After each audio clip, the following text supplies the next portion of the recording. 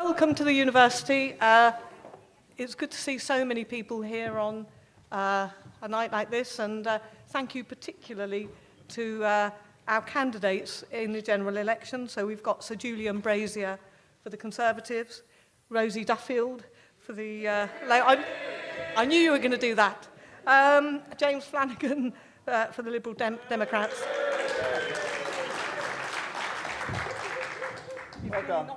You've not brought your family there, Sir Julian. And Henry Stanton for the Green Party. Well, I can see it's going to be a rowdy evening. So I've been asked to say a few words of introduction and welcome. And you'll be glad to know that for once I'll try and keep it short because I know that you're here to listen to the candidates. But I can't help but saying a little bit about the university. The University of Kent is, as many of you will know, one of the country's leading universities. We are in the top 20 for our research intensity and 22nd out of 121 universities in the latest Guardian League table, which puts us squarely in the top 20% of universities in the country. We're also, of course, one of the region's major businesses, and we generate around £750 million in terms of economic input into the region.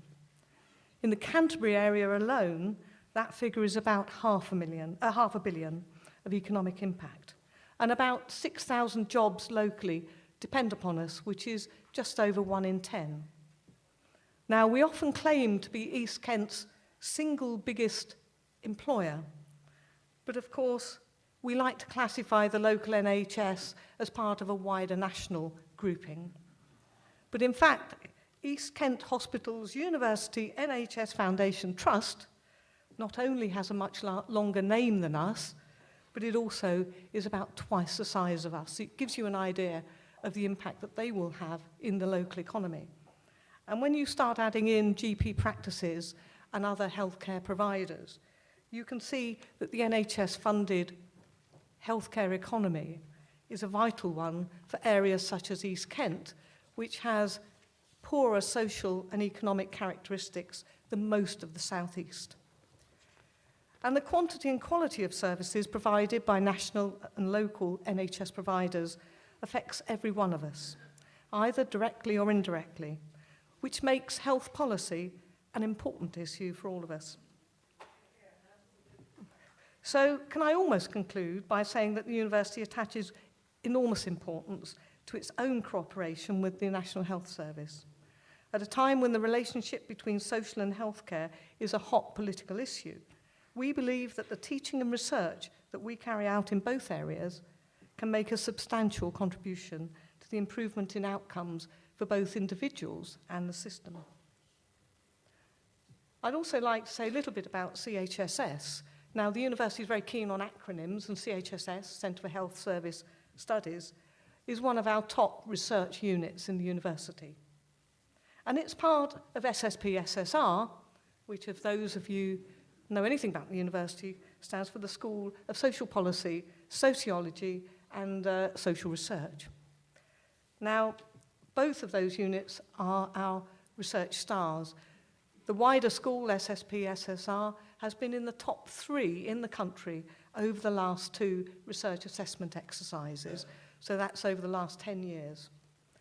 And in the one before last, they were second only to the London School of Economics. So we have some really good expertise within the school, and Stephen here is just one example of that. So I would just like to congratulate the Centre for Health Service Studies, CHSS, for organising this event.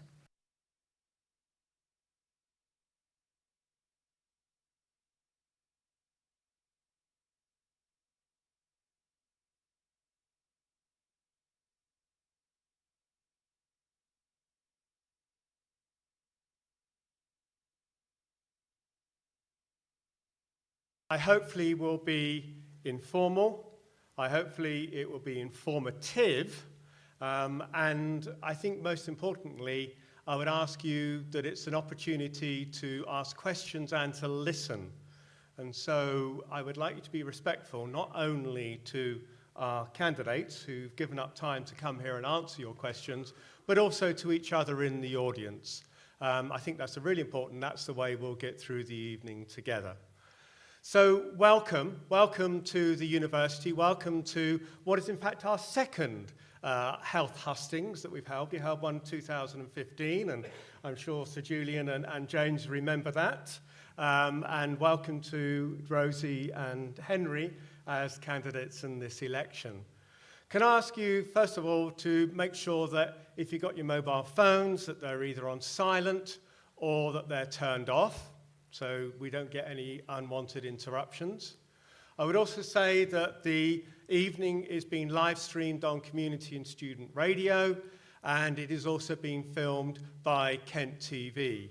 The TV people, I understand, may come and do roaming around the audience when questions are being asked. If you don't wish to be filmed, can you make sure that's clear to them when they do that? There is no, as far as I know, fire drill, so if the fire alarm goes off, please make your way to the nearest exits and go outside the building. So we're not expecting any fire drills, no interruptions, and hopefully it will be a generally good evening. Now, the way that we're going to run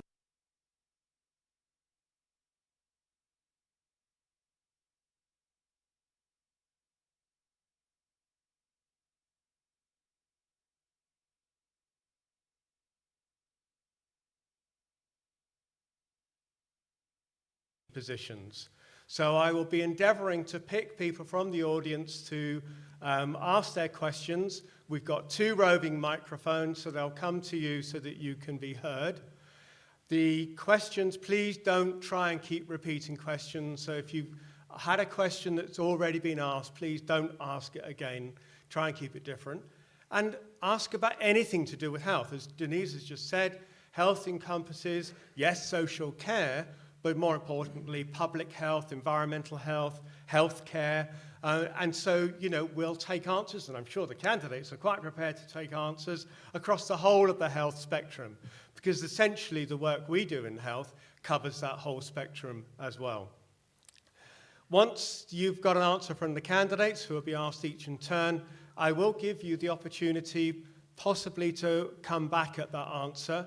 And if anybody else would really like to follow up on that particular point, please put your hands up. And if I think there's time and we're going okay, I will try and get a little bit of a question and answer, and so therefore come back to candidates for a little bit more discussion perhaps than just a question and answer session. We will possibly have some tweeted in questions, and we will be asking those. I'll be alerted to those if they're here from people who are listening outside of the room. If you are also on Twitter, please feel free to tweet, feel free to take photographs and whatever you want to do. I'll try and keep it to time. I've got some very good timekeepers here at the front. So essentially what we're going to do is we're going to give each of the candidates 3 minutes, starting with Sir Julian and going across to set out their stalls. Each of the candidates will have up to initially 2 minutes to answer questions. If we want to get through lots of questions, we may shorten those answer periods later on. We'll see how we go. So we hope to finish sharp at 9.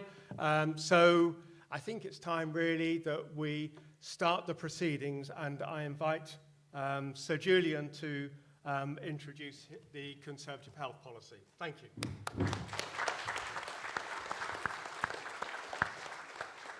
Well, thank you very much to the University of Kent, which is indeed a centre of excellence in so many ways, for hosting this, and to all of you for coming out on a rather hot and sticky evening. The NHS is a great institution, and I'm very proud of the family members I have working in it, including a son who's a junior doctor and a sister-in-law who's an oncology consultant. My children were all born at the Kent and Canterbury, and I remember when the youngest of them fell off a climbing frame and had a multiple fracture in his arm, the wonderful treatment that he got in an A&E we've since then lost. I'm sorry to say, little Watson was back on the same climbing frame, classified and all, within 48 hours, but it was an excellent, the care there remains outstanding. We have to be quite frank. Health policy has to be seen in the overall context of what the country can afford. It's an extremely high priority. But we couldn't continue with a position where we were spending £4 for every £3 coming in, which meant some painful decisions. However, in all of those decisions, the NHS got a better deal than almost any other area of government spending. Today we have 11,000 more doctors and 12,000 more nurses and midwives than there were when the coalition took office 7 years ago. And mental health spending is at 11.7 billion, the highest level in real terms it's ever been. I'm particularly pleased with the cooperation that we have at the moment between the Community Trust, led by the formidable Helen Gretorix, and the police into looking at ways of getting mentally ill people filtered away before they hit the criminal justice system. The local situation is obviously of huge concern to all of us. And I'm not going to try to mislead you. Under governments of all persuasions for a generation now, there's been a tendency towards more and more consolidation and fewer large hospitals. When we had the proposal by the last Labour government to close the Kent and Canterbury altogether, we fought the battle. Czech led the way on that. I played a significant role in it. We went, unfortunately, from 3 major acute hospitals in East Kent to 2.5. That was a bad decision, and as the pressures increase, not only financial pressures, but also pressures in the royal colleges, it becomes harder and harder to fight our battle. We're not going to win by simply saying we're building more houses here. We're talking hundreds of thousands, not tens of thousands, when they look at critical masses. The only way we can realistically win, and the University of Kent is absolutely at the heart of this, is by bringing a medical school to East Kent, because that can only be based in Canterbury.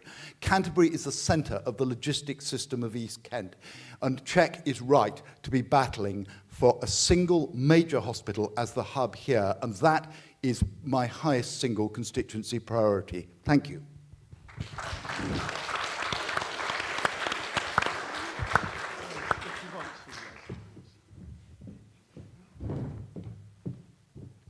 Good evening. I'm Rosie Duffield, your Labour Party candidate in the general election and standing to be your MP. The Labour Party created the NHS in 1948, at a time when austerity was even worse than the current austerity started by the Tory and Lib Dem coalition since 2010. There's a lot of deliberate false information that the NHS is inefficient and unaffordable, but the opposite is in fact the case. In fact, international comparisons show our NHS to be one of the most cost-effective and in the world, one that is accessible to all and delivers high-quality healthcare. We achieve this despite the UK spending less of our GDP on healthcare than any other EU country. The Labour Party recognises the enormous contribution made by EU citizens, almost 60,000 people, without whom the NHS would struggle to cope. Last year, a staggering 17,000 EU citizens left the NHS.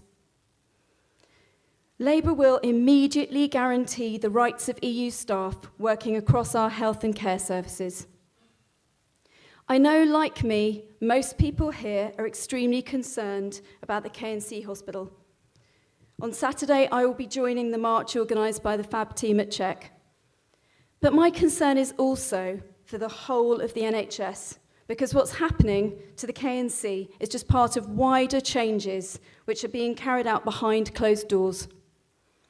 Theresa May has repeatedly stated that she supports the Naylor report, a shocking plan to sell off hospital buildings and strip NHS assets. The government's sustainability and transformation plans are the biggest reorganisation of the NHS since the last one. I'm particularly concerned because the plans are being driven not by the desire for service improvement, but by sheer lack of money. What is happening to our NHS is chronic underfunding, not overspending. Labour believes the model of care these plans are proposing will make it far easier to privatise our NHS. So instead, a Labour government will immediately review the STP process, halting all threatened hospital closures, and invest £37 billion of extra funding over the course of the next Parliament. We will achieve this by raising income tax on private medical insurance and on the highest 5% of earners. And we will halve the fees paid to management consultants. We will reverse the privatisation of our NHS and return our health service into expert public control. We will also give mental health the same priority as physical health. Set up a new £250 million children's health fund and prioritise the rights of disabled people. The Labour Party manifesto on the NHS clearly shows that we remain the party of the National Health Service. Thank you.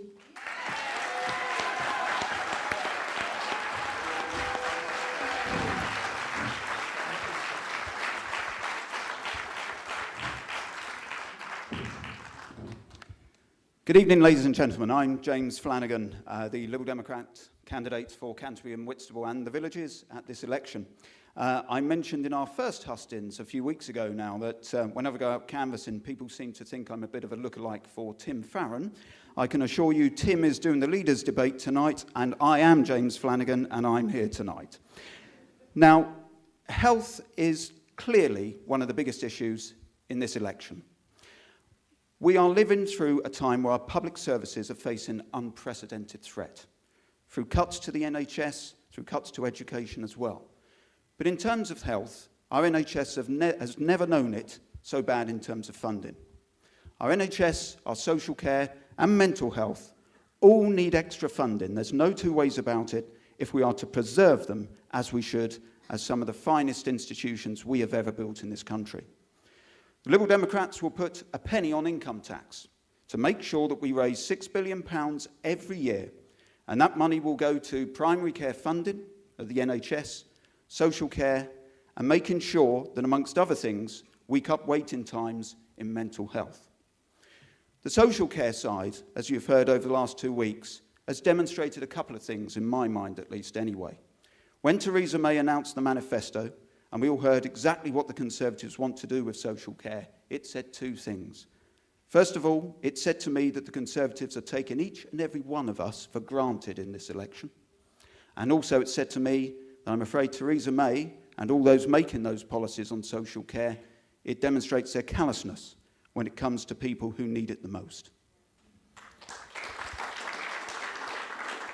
I hope to persuade you tonight exactly what it is that the Liberal Democrats will do, completely opposite to what the Conservatives plan. But when we talk about health as well, we have to remember those who are staff in our hospitals every day, our social care and our mental health too. And for too long now, our staff in our hospitals have been taken for granted. That's why we as Liberal Democrats will begin by guaranteeing the rights of EU citizens working in our hospitals and in our health sector, not next month, not next year, but we will guarantee their rights now. 55,000 people from the EU work in NHS England. 10% of our GPs are from the EU. It is totally unfair not to guarantee their rights. We must give them security. That's good for them. That's good for us as well. We will bring back nurses' bursaries as well. And we will make sure that the 1% cap on public sector pay for nurses, for doctors, is removed. But locally, the Kent and Canterbury Hospital is of utmost concern. I will make it my number one priority if you elect me as your MP. We need a hospital here. We have the second biggest population across the whole of Kent. 1 in 4 people by 2030 will be 65 or over, and we have 16,000 more houses to be built here very soon. There's no two ways about it. Our area is expanding. The A28 is not. We need to make sure that we have a fully functioning and resourced hospital here in Canterbury for the future. And to do that, we need a new MP who will fight for it. I'm afraid Julian's record for bringing up health in the House of Commons over the last 7 years is not good. 590 times he's contributed in Parliament, and not once has Kent and Canterbury Hospital been raised. I say we need a new MP for the 21st century, and I want to be that MP for you and be the MP that you all deserve. Thank you.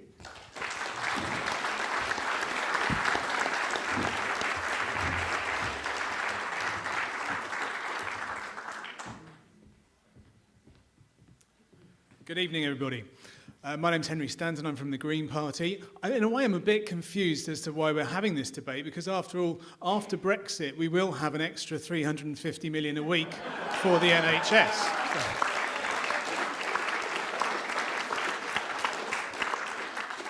But it's good to have a debate, and it's good to have a Conservative at a debate. Well done, Julian, because at least you turned up, unlike your leader.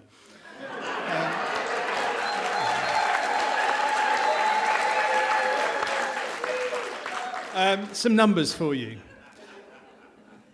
Spending per patient since 2010 has gone down 9.1%. Nurse vacancy rate's gone up 200%. The GP vacancy rate's gone up 500%. NHS waiting lists are at an 8-year high. Cancelled operations are up 37%. Nurses' pay cut in real terms is £2,300 a year. Agency staff are now costing the NHS £21 billion a year. And our urgent care centre is under threat. This is a Tory-manufactured crisis.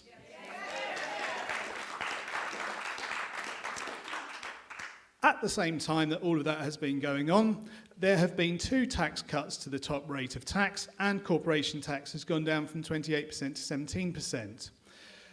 We can afford it. Currently, we're spending around about 9.9% of our GDP on health. The European countries, as Rosie pointed out, are spending around about 11%. And incredibly, the USA is spending around about 16% of its GDP on health. Their economies seem to be okay with it, so I think ours might be as well. Let me tell you about what we do in the Green Party. We're going to give mental health parity with physical health. We're also going to focus on community as being the central point for healthcare. So we'll introduce community health centres, the aim being to both provide all of the services that people need when they are ill, and so often that means that people fall between the cracks. This way we'd avoid that problem. And on top of that, we'd make sure that we help people before they actually need to go to hospital. So we'd actually save ourselves money doing it like that. We'd make up the funding shortfall of £30 billion at the moment between the actual amount of money that the NHS is expected to save and the amount of money that it actually needs to spend. We would also give nurses a pay rise. We would reinstate the bursary for nurses, and we would also have a school nurse in every school.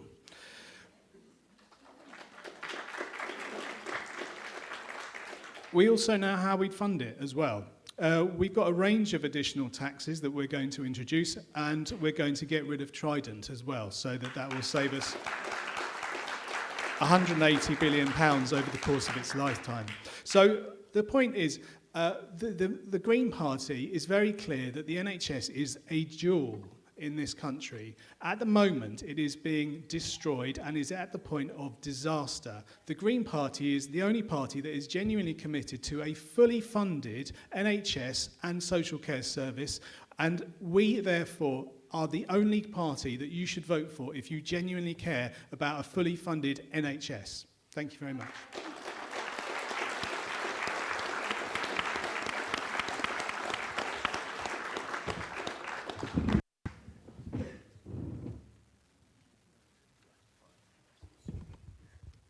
Okay, thank you very much for those introductions. Right, now comes the difficult part, because I suspect to say I'm going to see a sea of hands in a second. All I'm going to say is bear with me. I will do my best to chair this and give a reasonable spread of questions across the floor.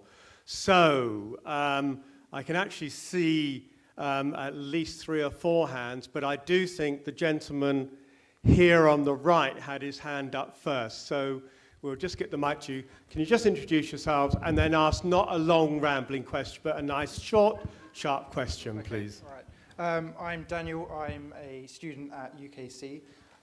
First, I wanted to ask Henry if he's heard of the Eurozone crisis, and also if he knows that the US has a deficit of $16 trillion. Their economies are not okay with the amount of spending they're having in their countries, and actually they're having a massive crisis with the amount of money that they are spending. For the candidates, I wanted to ask what they think and what indeed they think we should do to encourage people to buy private healthcare, because as more people buy private healthcare, the costs will go down. And also, you may hiss indeed, but this will alleviate pressures on the NHS, and those people who can afford it will therefore not be putting extra pressure on the NHS, which I think is actually a very good idea. Right, excuse me, can I just have a bit of hush, please? Okay. No, I will start with Henry on my left and work across. Thank you. Thank you. Yes, I have heard about the Eurozone crisis.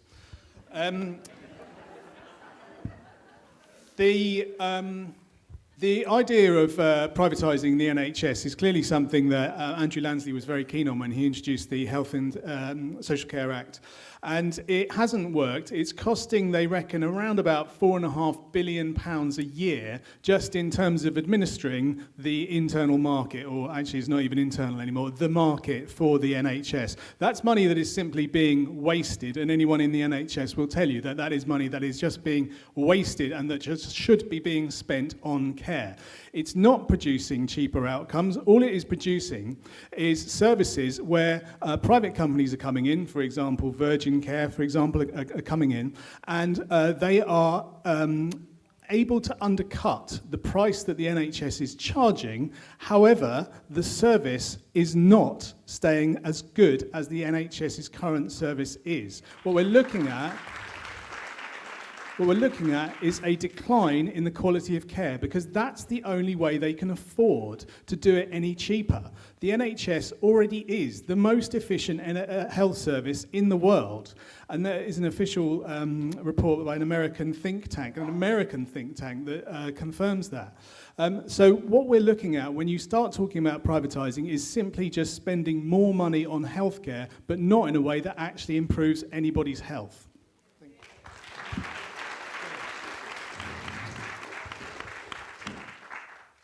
Absolutely. The whole basis of society for me is to ensure that you have a properly functioning health and education system, free at the point of use.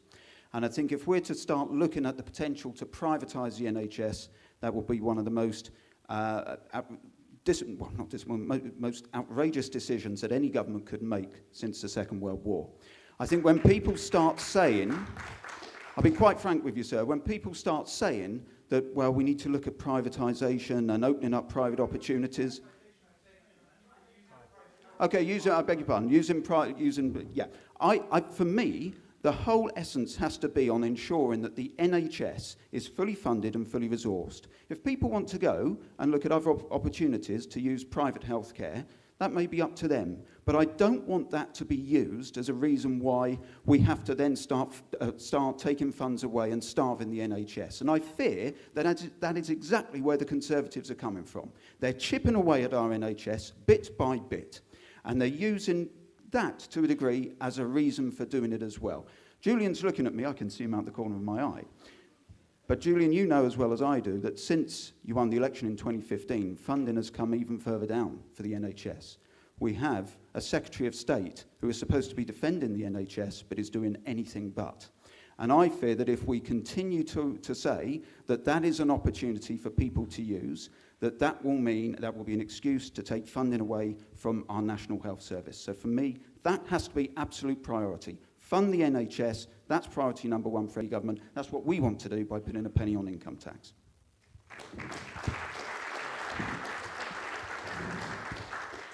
Well, I'm going to disagree with James about the worst thing that could happen to the NHS, because actually that was the coalition and government's decision on the Health and Social Care Act in 2012. And the question was actually, should we be encouraging people to take out private health insurance? The Labour Party would love that because we're going to increase tax, which will help us fund the NHS. So yes, go ahead.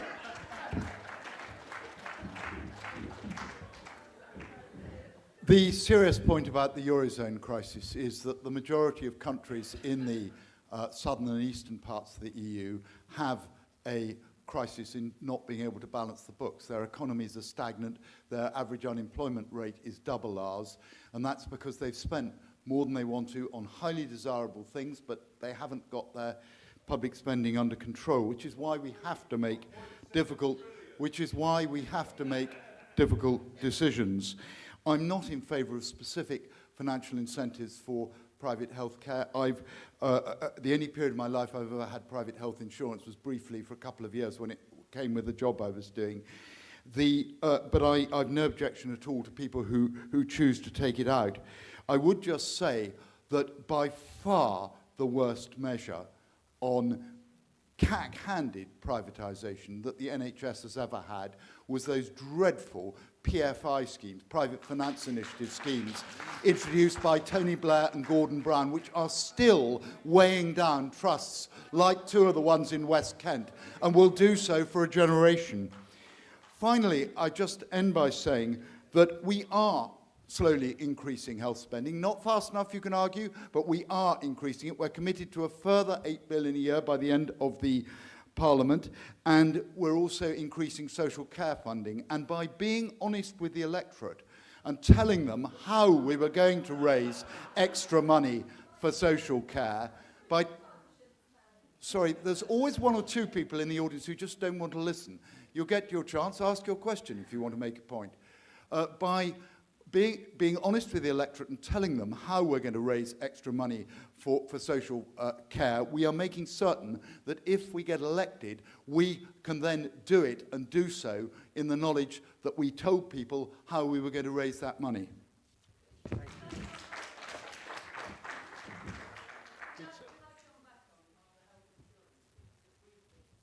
If it's very brief.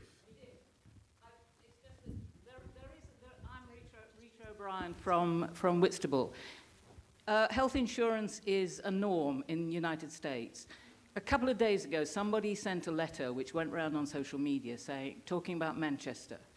If that had happened, this woman said, she lives in the States, she said if that had happened in the States, within days, the parents, the relatives of those who had died would have been receiving bills from the hospitals for the CPR, for the ambulances, for all the care that they had had. They would probably, many of them would be bankrupted. That's what a basic private insurance scheme does. We have a national insurance scheme. We insure ourselves in total. We share our risk. That's what the NHS does, and that is what we should fight to keep.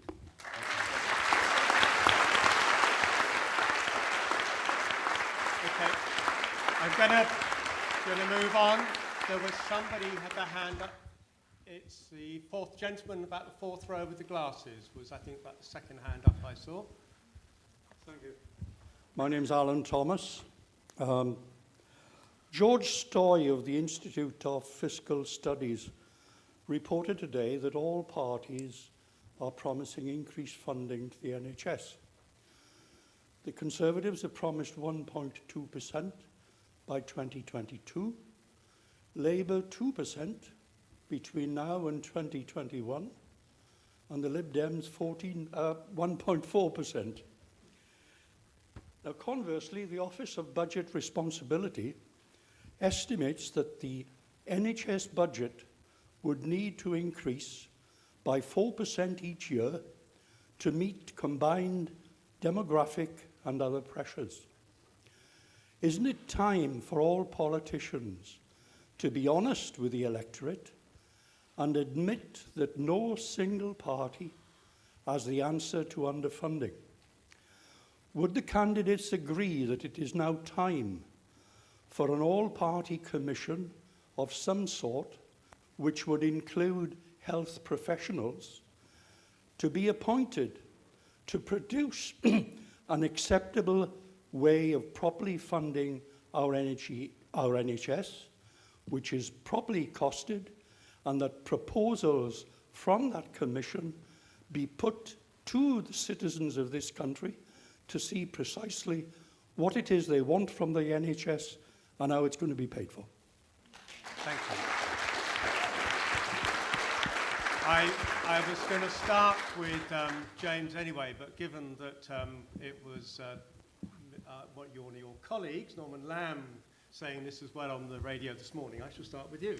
Yes, Alan, good evening, thank you. And that was almost read directly out of the Lib Dem manifesto, which is, so thank you. All right, okay, I'll give you a copy afterwards, don't worry. One of the things, so clearly in terms of funding, as I mentioned already, 1p on income tax to raise £6 billion per year. And as you say, the report says we need more than that. Now, two things extra on top of that we would like to do. First of all, in the longer term, we would like to see a dedicated tax for health that is ring-fenced in the longer term, that is dedicated completely to the health service. So that may be a move away from income tax to the new tax. But the other thing that we do want to see, as Norman Lamb was saying earlier today, is a dedicated commission across all parties with independent representation where we take the politics out of the funding and the planning of the NHS, where all political parties work together to find the best way forward to preserving and funding the NHS. It has been politicised for many years now, and we've decided that the time has to come where we have to get round the table and work this out. And I think if we take the politics out of it in the longer term, that will be to the benefit of the National Health Service. I would say on top of that as well, we want to see an integrated national health and social care service.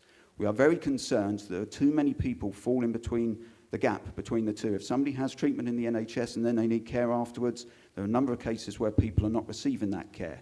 We need an integrated national health and social care service. That's exactly what we will do as Liberal Democrats as well. But yes, totally in agreement with your point. We want to take the politics out, and we will set up the commission to make sure that happens.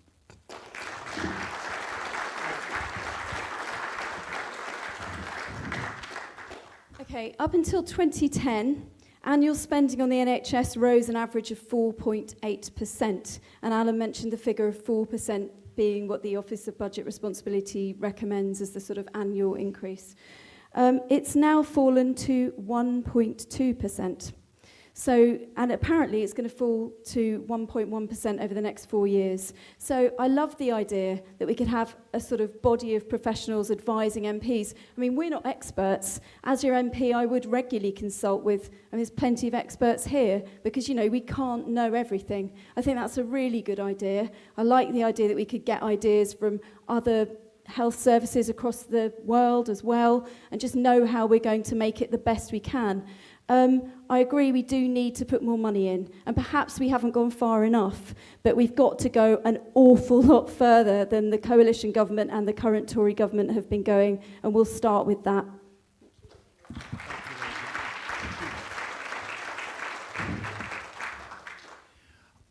I would say half a yes to you. Yes, it's a really good idea to have independent bodies, and actually we've got a number of them already. The King's Fund is perhaps the most famous of them, who are world-class. We have one in the University of Kent here, and the reason why I'm hopeful that we will eventually get a medical school for East Kent has a great deal to do with the expertise here.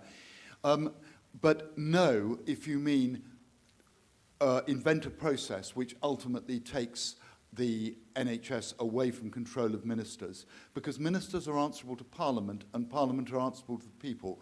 So I would say halfway with you.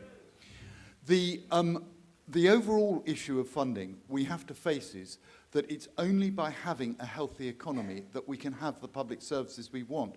At the extreme end of the picture, you can see Greece, where their health system has completely disintegrated as their economy has gone down in a vicious spiral. Italy is moving slowly but steadily in the same direction.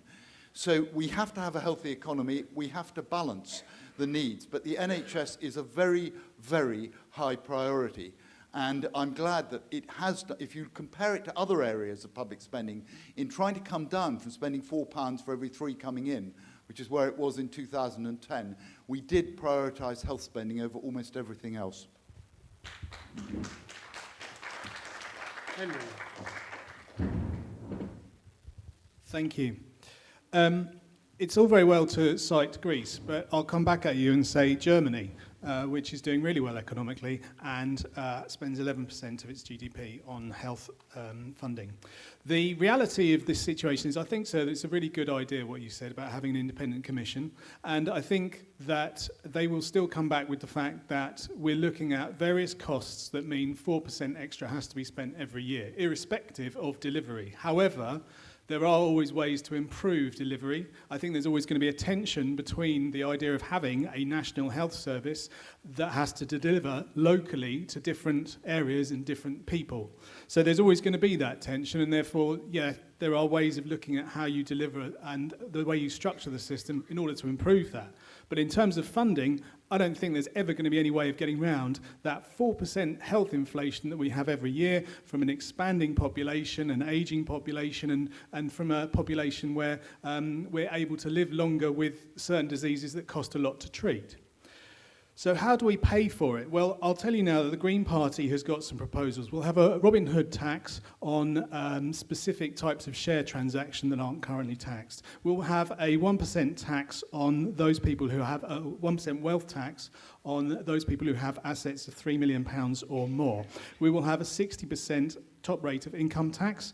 We will return corporation tax back to the level it was prior to 2010. We'll get rid of Trident, and the last thing we'll do is charge a levy on any private healthcare company that employs NHS-trained staff, because at the moment they're getting a subsidy from the NHS because they're employing staff that they don't have to pay to train.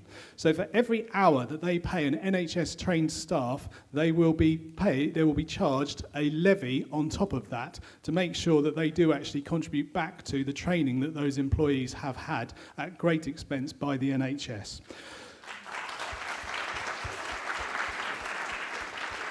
So in conclusion, I agree we should have that commission, sir, and we're actually the only party that does know how we would pay for the costs every single year. Thank you.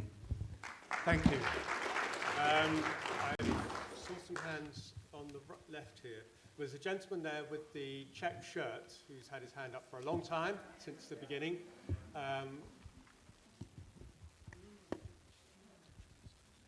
Right, thank you. Just going back to the first gentleman's question earlier on. Is it distinctly different? Well, and it's to do with what's your candidates said so far. When they mention Europe, well, why don't we copy European healthcare systems? The French had the finest healthcare system in Europe, and likewise the Germans. They top it up with private health insurance, and it's fantastic. 70% state, 30% topped up with private health insurance. People with long-term illnesses, they don't have to pay the top-up. Anybody who's broke, they don't have to pay the top-up. So instead of having commissions, just look to the Europeans and saying to the candidates who seem to be some of the candidates pro-European, go over there, cross the channel, see how they do it. Christ, it's not rocket science, is it? And one other thing, every time private health insurance crops up, people say, oh, look at America. Don't look to America, just pop across the channel, because I think America's private health system we do not want. Okay, thank you. I'm going to take the lady in the centre here, who's had her hand up. It is quite difficult. We've got the lights on us, so the glare is quite... Okay. Okay. Wave them. I'm Julie Wasmer. I am a writer and a campaigner from Whitstable. Actually, on what Julian Brazy just said about funding, Professor Noam Chomsky famously said that the standard technique for privatisation... Yes, I'm asking a question. Please. I am. But is to defund. Things don't work, people get angry, you privatise. Now, the NHS isn't failing, it's being deliberately failed by this government. And my question relates to correspondence I've been having with Julian for the last 7 or 8 weeks and the Chief Executive of the NHS Trust, Glenn Douglas. And it's regarding the conflict of interest with Dame Ruth Carnell being the independent chair of our local STP programme board when her consultancy firm, Carnell Farrer, is actually getting paid to advise it. Now, Julian and Glenn Douglas have played down to me Dame Ruth's role.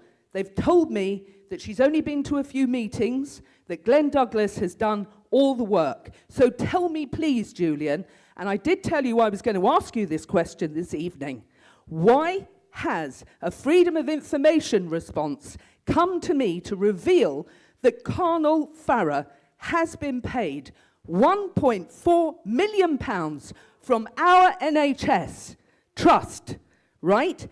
And why is it? Is that for the handful of meetings that you told me that she'd been to when you were playing down the conflict of interest? I'd also like to know, why does that £1.4 million, why is it not appearing on the spending data which is required to be shown by all NHS payments over £25,000 each month?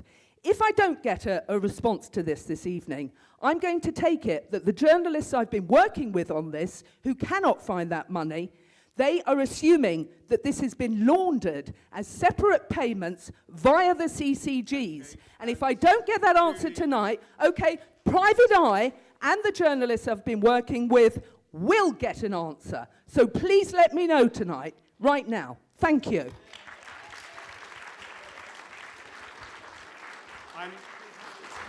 I'm not clear we'll be able to give you an answer on a specific point because clearly the chair of the chief executive of the STP is not here. I did ask for direct questions that are for individuals not to be asked, but there is a general point here I think you're making as well, which is... He is my MP and yeah. he knows this question, and there is a general yeah, of this being a conflict of interest. yeah. So I will ask candidates to respond to that specific thing. Are you happy to start? Yeah. Julie, Glenn Douglas has copied into me the very full answer he sent you. He did not address the one. So, excuse me, Julie, please. Always a problem in dealing with you. You want to make a point of always a problem dealing with you. But you won't then listen to the answer. Yeah, will you just listen? Are you willing to listen to a reply or not? Or do you want us just to go on? Would you... Excuse me, can you please be quiet? Right. Glenn Douglas has copied you in on the answer to carry out... Julie, stop it, please. To carry out an operation of the complexity of the STP process, looking at the future of our acute hospital system over the next few years, indeed the primary and secondary system itself is a very complicated process. Glenn Douglas copied to you the tender documents by which they put that out to contract, and Ruth Carnell and her consultancy were the successful bidders. If you want to pursue it further, I'm happy to talk to you at any time, but simply threatening with the press and shouting and yelling at meetings doesn't take us any further. I'd just like to come back to the gentleman over there on his point on the European insurance system. I've had a child treated actually in an Italian hospital and was very impressed then. This was 15 years ago by it. I think that the British way is to have the NHS as it is, rather than a free at the point of use, rather than an insurance system.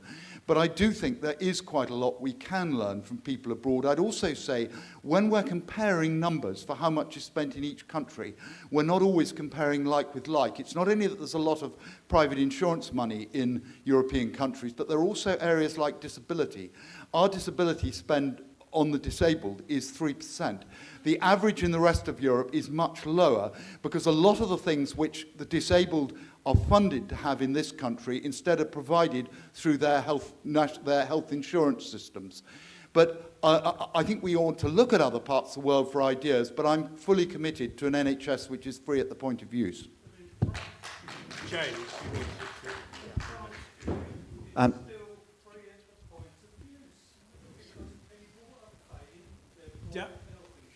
hang on, sorry, we're not just running a debate on this at the moment.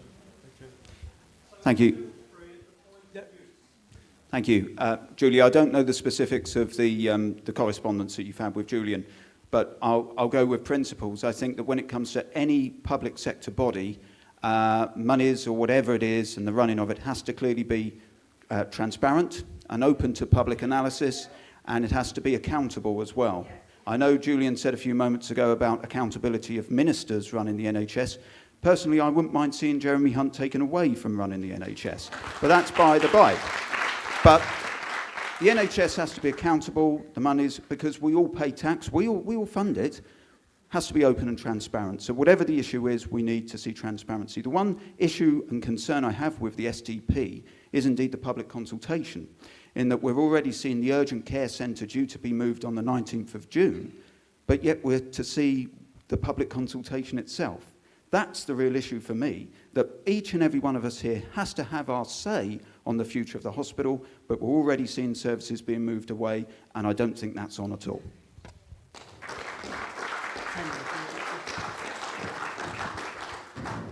Yep.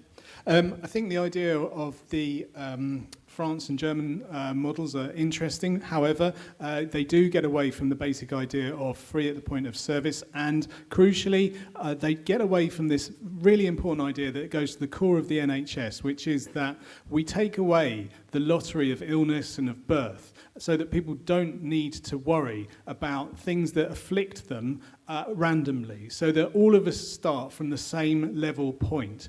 Because if you don't have that, then you end up in a situation where people are entrapped by their physical and mental health. And that's simply not fair. So you start off from the point of free care to all at the point of delivery, and that way you eliminate not the actual health conditions themselves, but you eliminate the worry about them, and you give people a fair start to their lives and throughout the rest of their lives as well.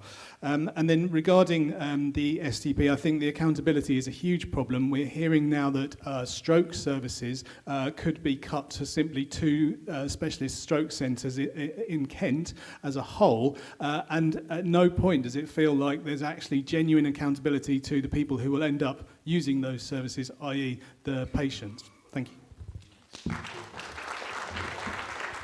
Okay, I think the majority of people, probably not in this room, but certainly just people on the doorstep, have absolutely no clue what the STP is, what it stands for, what they do. So I'd agree with Julie that there is absolutely no transparency. The whole plan, the whole sort of idea of them is to save money by integrating care, but they're not allocating more money to the GPs who will then end up taking that on board, who are already under incredible pressure. So their whole drive seems to be about saving beds. I do know a little bit about French healthcare because my mother's been taken quite seriously ill in France, and because she has the EHIC card provided because we're all part of the EU. She's been treated really brilliantly in French hospitals. I don't know much about how it works with the private health insurance idea, to be honest, and obviously the Labour Party is committed to a free at the point of charge NHS. So, yeah, I'd find out more about it, though. I will do. Right. Thank you. Okay, I think we finished with that one. Okay, more questions. There's a woman just behind you, Rowena. Thank you. Hi, my name is Rachel. I'm a student at SSPSSR. I'm also been a care worker for people with learning disabilities for the past 5 years. Obviously, you understand it's important to have a robust social care system to stop people from needing more hospital admissions. And the care sector at the moment is under an incredible amount of pressure. And we are struggling with the conditions and the wages in the sector. I was shocked to find out that I would earn more money cleaning at the university this summer than I would earn working as a care worker with people with severe learning disabilities and autism. I think it's absolutely shocking what people working in our care sector get paid. And my question is, would you as an MP be willing to support the Unison Ethical Care Charter and support trying to bring this in Canterbury so that all care workers can earn a decent decent living wage, a real living wage, not the Tory living wage, which is not calculated to meet the cost of living, and to ensure good terms and conditions and decent quality care for people in the area. Thank you.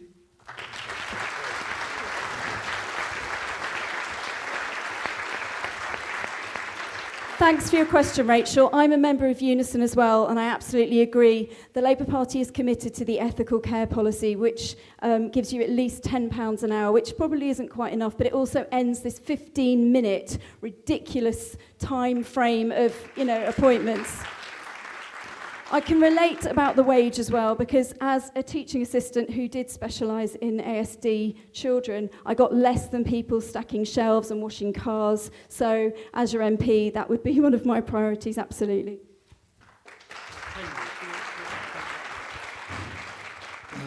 Hi there. Thank you for your work. It's really valuable and much underappreciated. I would absolutely support that idea, and the conditions of all public service employees at the moment, I say this as a teacher, are frankly diabolical. I think that the current government regards us as second-class citizens, and I absolutely agree that you deserve the living wage as a minimum, and the ethical care charter absolutely should be implemented. Thank you.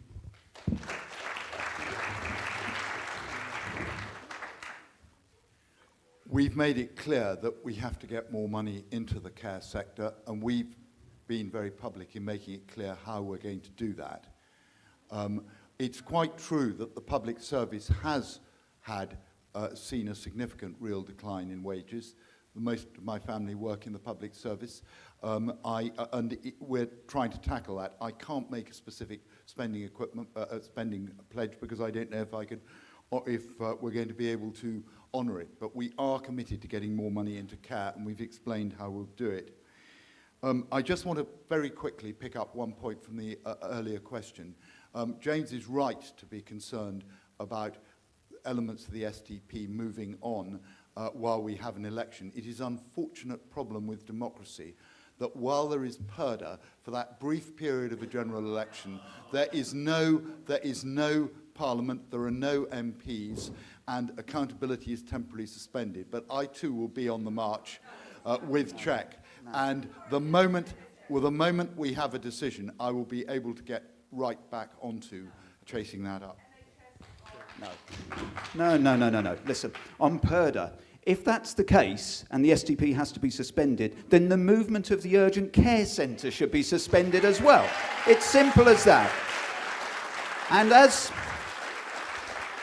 as our MP, Julian, you should be doing that as our representative. You absolutely have to be doing that. And if you haven't done that, then you are failing in your job. And the other bit you said about you've been very clear, Rachel, I will come to your point shortly, but you've said you've been very clear about how you're laying out social care. No, you have not. Within 3 days of your manifesto being announced, Theresa May was up there doing another U-turn, and you've left lots of people across the country not knowing what the future holds. We've got carers in homes who don't know if, when their loved ones die, whether they'll be able to keep their homes. That is an outrageous thing to have done and shows exactly how you're taking people wrongly for granted in this country. Now, Rachel, in answer to your question, yes, I will support it. Because I think, as others have said already, that your role has been underappreciated for too long in this country. We've already said we'll lift the public sector pay cap on social care workers and anybody else working in the public sector. I think it's, in many ways, a damning view on our society that we have people in some professions, Premiership footballers, who are paid hundreds of thousands of pounds. Yet we have social care workers, doctors, teachers, soldiers, nurses, everybody else in the public sector who are paid so little and do such an important job. So if you elect me as your MP, you will definitely have my support. Come and speak to me on day one if I'm elected as MP. Thank you. We're going to... there was a gentleman... There's lots of people who've had their hands up. Just let me... There's a gentleman over here in the dark shirt 3 rows back who Yes, you, sir. You've had your hand up virtually from the beginning. So. I was the first one. Yeah. All right. We'll come to everyone. The gentleman at the back. He was. Sorry. We'll get through everyone. Don't worry. Thank you. My name's Roger Blackman. 3 of the 4 candidates who are on the table represent political parties that have been in power for within the last 10 years. So how did you get us in this mess? Right. Well, I don't think it's fair to ask Henry to start that because he certainly hasn't been. So I'll perhaps start with James, actually. And I thought you were going the other way, Stephen. There we wow. go. How we get ourselves in the well, I think in terms of funding, our country, the international community has been through one hell of a downturn. And I think you can see the impact that's had on the economy, the impact that's had on finance, and therefore very difficult decisions had to be made. However, Liberal Democrats in government did achieve some key things. For example, in mental health, we achieved extra funding for children suffering from mental health illnesses, and under Norman Lamb's leadership, we began to cut the waiting time list as well. I think what we are seeing now, and we've seen this right across the parties in their manifestos, is a desire to do something to, for example, eliminate the deficit and get the economy back on track. But what we have to make sure that we do in all of this is make sure that the most vulnerable in society are not negatively impacted. And that comes back to the NHS, to social care and to mental health as well. Sorry, sir. Yeah, well, the answer to the question, I think, in terms of the funding side of things, is that difficult decisions had to be made by all parties here prior to the coalition and the current government. And as a consequence of that, there's been funding constraints. Now, what we're saying is we need to make sure, we will be very honest, we will raise taxes to make sure that the extra funding is there. We couldn't do that when we were in coalition, but we would do that in the future if we were given the opportunity to do so. And, okay, in terms of raising taxes, we don't like to raise taxes, but it's absolutely fundamental that we have a fully resourced NHS, fully resourced social care, and mental health as well. Thank you. Julie, would you like to take that? There are great pressures, but if you look at the NHS England's own report, and the board is non-political, I quote from it, you can look it up on the internet. The quality of NHS care is demonstrably improving, but we're becoming far more transparent about care gaps and mistakes. Outcomes of care for most major conditions are dramatically better than 3, 5 or 10 years ago. Annual cancer survival rates are up, heart attack and stroke deaths have tumbled. But greater transparency and rising expectations mean greater awareness of care gaps and variations. The reality is it's creaking, and I know from all my relatives working in the NHS that it's creaking. I'm sorry, is that a problem for somebody? I'm proud of the fact I have a lot of relatives working in the NHS. But I don't accept the premise of your thing that we're somehow or other in a mess on this. I just got to very quickly come back, because James has just raised the STP again. Just for the record, the last meeting I had with Matthew Kershaw, and I see him regularly, the Chief Executive of our local hospitals trust, to discuss the urgent care centre, was 2 or 3 days before Parliament dissolved, just before PERDA kicked in. Helen Whately and I saw him again together. Now, because that was an off-the-record meeting, we then put on the record, and you can find it on both our websites, a letter summarising the questions we put before him as to what was going to happen to the urgent care centre and a number of other areas over the few weeks while there is no MP in place. Okay, I'm not going to attempt to defend the last time we were in government if you really think that we contributed to it being in a mess. But I had 2 babies at the KNC hospital under the Labour government, and it was absolutely the most fantastic place. I couldn't have got better care. My children, when they've fallen off things and been ill, have had fantastic care there. And perhaps we didn't go far enough, but now we have to undo all of the things that the coalition government have done, like remove £20 billion over the last 5 years, which is unsustainable. No organisation can possibly carry that kind of cut. It's just impossible. We've now got waiting lists that are out of control. Staff morale is at an all-time low. We need to do something about it, and the only way is to stop the chronic underfunding of our most important asset. That's all we can do. We need to put money in from the top 5% of earners who can afford it. We're the 5th richest nation in the world and need to have an NHS that is properly funded with staff that feel respected and have decent morale and enjoy going into work every day. That's that.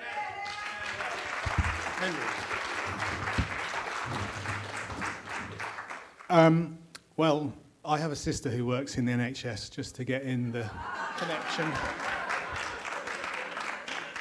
And she's wonderful, so is the NHS, but it's crippled.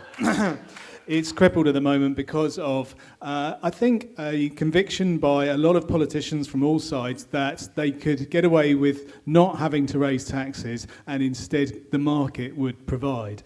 And that's been proven absolutely to be a giant falsehood. It is quite clear that the NHS is the most efficient it can possibly be. It's the most efficient health service in the entire world. The market can't make it any more efficient. In fact, the market's made it less efficient. It's now costing us £4.5 billion more to provide the same services. It's tragic to see the impact that this is having. We've got, in my school, rising child mental health problems. We've got an urgent care centre that's under threat. In January this year, there were 60,000 people who waited 12 hours or more for a bed after they had been seen by a doctor in A&E. The tragedy of this whole discussion is that it's the patients and the citizens of the UK who are suffering for these facile ideological debates that the other parties are having. What we need is just to be transparent and honest about the fact that healthcare costs a certain amount of money. We need to just start paying for it, and we need to start paying for it with more tax. Sorry. Right, there's a lady who's had a hand up, then I'm going to come back to the left before I get shouted at, and then I'll come back to the middle. So, lady in the white top, midway back. Hi, I'm Naomi Potter, I'm a carer. After the last election, I wrote to Julian Brazy with my concerns that MPs were getting a pay rise, but that nurses were having pay caps. And one of the things that concerned me was that austerity seemed to be quite selective. And in your reply, Mr. Brazier, you wrote that we were all in this together, but that the MPs needed the pay rise. The other thing that concerns me is that we want to have, obviously, a medical school here so that we could keep our NHS, our hospital. But with the bursaries being taken away, the applications for nurses are going down, and I'm not sure how you'll be able to get the applicants to fill the places with the cuts that have been put to the NHS bursaries.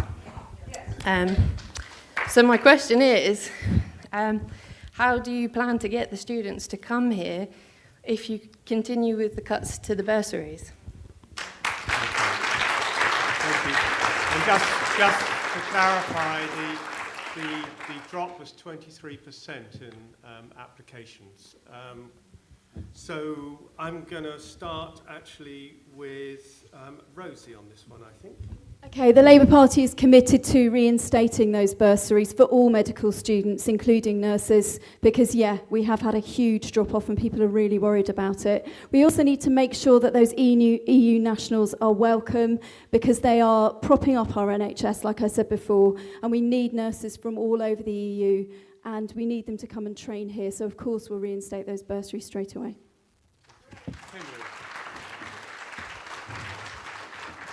Yeah, the Green Party would also reinstate that bursary. And it's a bigger problem, I think, than just the nursing as well, although the nursing does make up about a third of the NHS staffing, because we've got a huge looming problem in Kent with GPs rapidly reaching retirement age or retiring early through stress of the job now.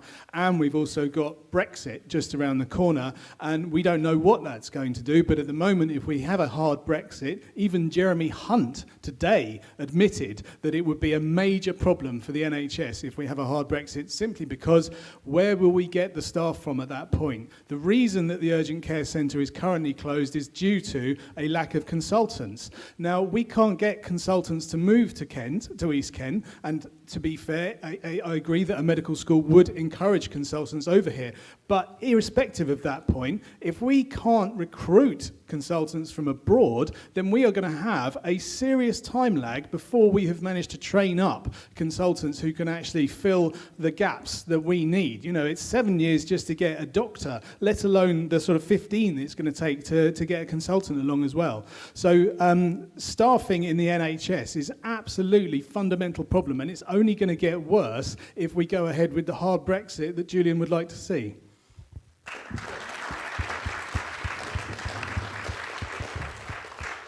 Thank you. I'm sorry I missed your name. Naomi. Thank you, Naomi, for the question. We too would bring back student nurses' bursaries. That's number one. We would guarantee the rights for EU citizens, as I mentioned previously, immediately. We are extremely concerned, and we're already seeing it, people leaving the health sector, EU citizens leaving and making their way back home. And I think that's absolutely the wrong thing to do.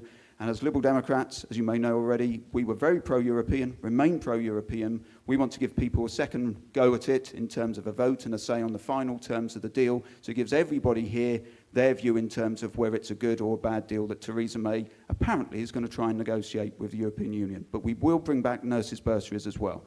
I think you need to have the be supporting an accommodation. And for students generally, we will look at bringing back maintenance grants as well. The one thing I wanted to say, you mentioned your letter to Julian about MPs' pay rises as well. In my mind, an MP is a public servant. What they get should be in line with what every public sector worker gets as well. So if you're getting 1%, they get 1%. And I don't buy this thing that you hear sometimes from MPs in the papers and on TV. Well, we have lots of costs and we have to run offices and we have to employ 18 people to deal with all the correspondence and it's very expensive. Welcome to the real world. Welcome to the real world. And I think it would be best if MPs have their salaries tagged to public sector workers, because then perhaps they'll get a better understanding of the difficulties that public sector workers face every single day.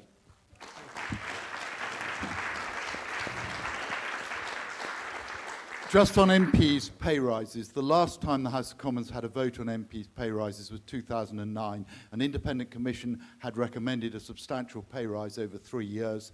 We narrowly defeated it. I was one of those who voted against the pay rise. It was then, as a result of a lot of public support, it was pushed out to an independent commission because people were fed up with MPs fixing their own salaries. There have been endless arguments about that. It was given to this body, IPSA, who came up with this number. They fixed it. It is pegged each year to the percentage rise in average public sector pay.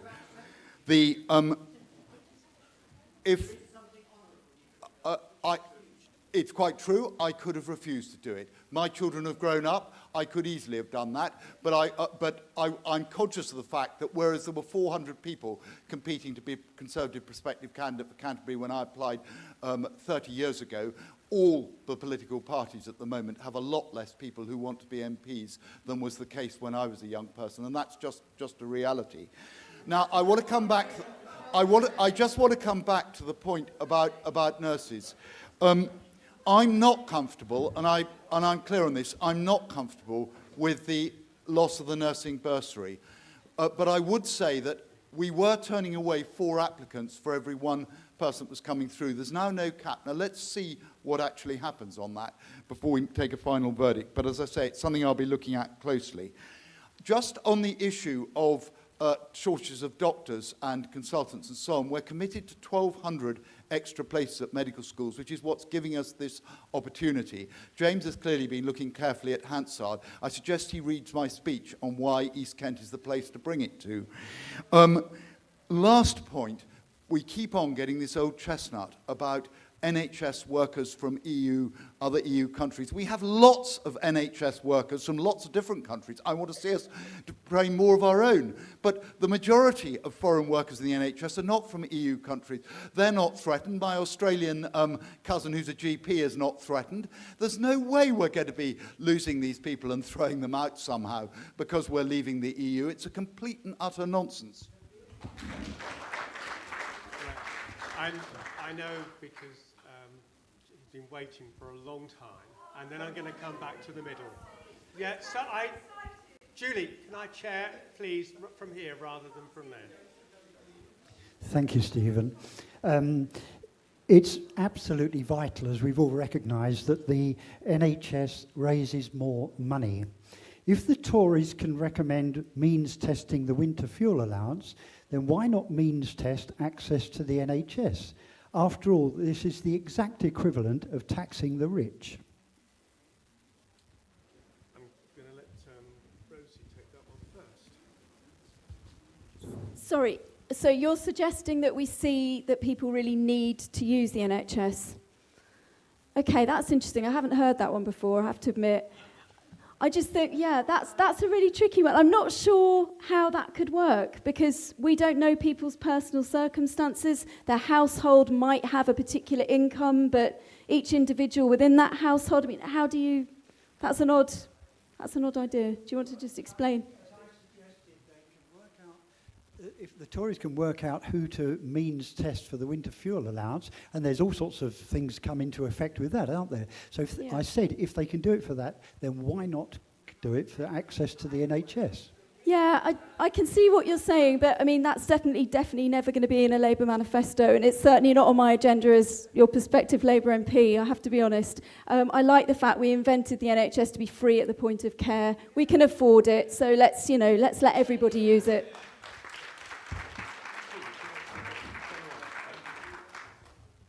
I don't really see the premise of the question. There's, the winter fuel allowance is not part of the NHS. The NHS is a universal free service.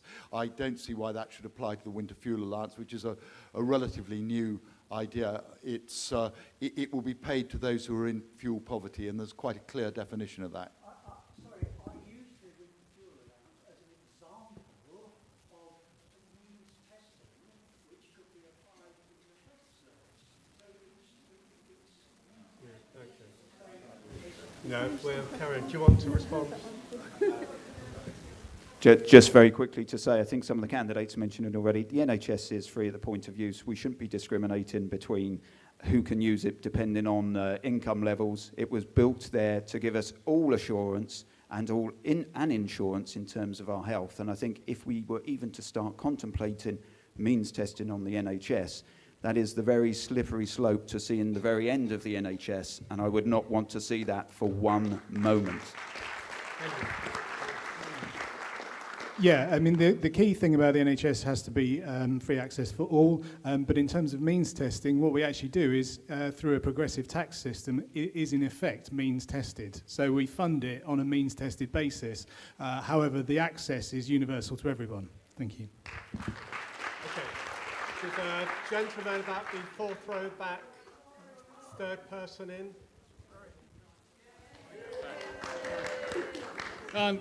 Hello, my name's Rory. Thank you for spotting me. I've got I a want list here. I want to come back to the question of openness and frankness with the electorate. And for example, on a light-hearted basis, could Julian Brazier comment on whether, having raised the question of junior doctors, whether he was in fact the Brazier on the junior doctors picket line? Anyway, I'm too old, aren't I, really? But the point I'm trying to make is that I want to come back to Rosie is the only person who's mentioned the question of the Naylor report.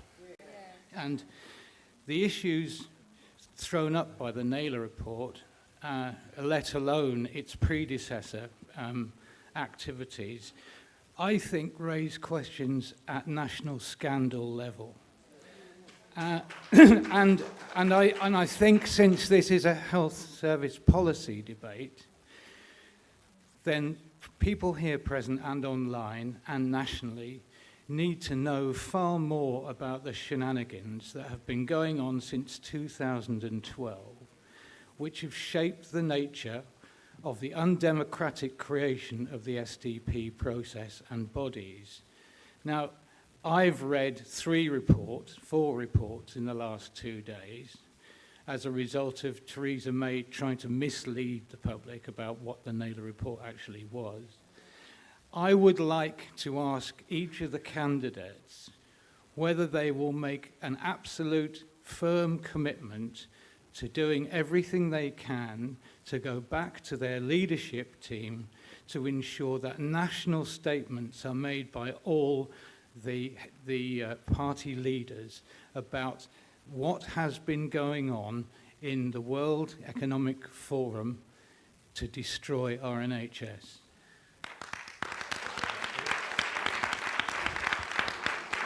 Julian, can I ask you to take that one first?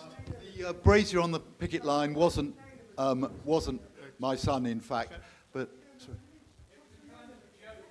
But no. But I was going to say though, but Doctor in the House was written by an anaesthetist who used to work very closely with a surgeon who was my father's first cousin. I hope he wasn't the role model for Sir Lancelot Spratt. I'm sorry, I'm not familiar with either the Naylor report in detail or the World Economic, what the World Economic Forum is threatening on health. But what I can say to you is that the SDP team, including our own one for Kent and Medway, are coming in regularly to Parliament to meet MPs. Each time I put a press release out in it, there's nothing, it doesn't get picked up in the local media, but they are coming in regularly to talk to us. I am very uncomfortable about some of what's happening there. It will have to go to public consultation. I'm very uncomfortable that because of what's happened with the junior doctors, some of it will be going to consultation in the middle of a process of change which has been driven from another direction. But it is accountable to Parliament, and as your MP, I will be pressing them. Rosie. Okay, everybody here needs to go home tonight and Google Naylor report. Everyone. Okay, it's a report that is based on this World Economic Forum sort of recommendation that to raise money for the NHS, this is very complicated, but I think I've got the gist of it from watching loads of videos this week. The gist of it seems to be that to raise money for the NHS, Theresa May and her friends, presumably Jeremy Hunt and that lot, are suggesting that the NHS sell their infrastructure, so they sell their clinics and their hospital buildings to raise money. If they are not willing to sell at the lowest market value, they are compulsorily purchased by another arm of the NHS calling itself something like NHS Property Services. This is basically large-scale government authenticated corruption, basically, and that those buildings are going to be really undervalued and the money won't go back to fund more things in the NHS. It'll just go back to sort of going round and round. So it's a really peculiar idea, but it's definitely not straightforward, not transparent, not being released to the general public, and everybody needs to know about it.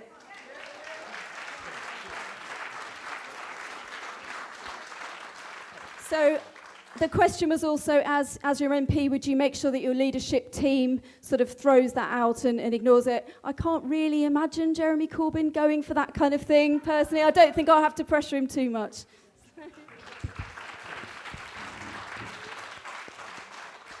Rory, I think the Naylor report is simply asset stripping of the NHS. It's a form of asset stripping, and I'll be very, very quick. Your question was, would we be able to take it to our party leaders? Last week I was with Tim Farron talking to him about the future of the Kent and Canterbury Hospital, and if you want, after this hustings tonight, I'll come and speak with you, we'll agree some wording, and you have my promise that first thing tomorrow morning I will send an email to Tim and I'll copy you in as well with your concerns. Thank you.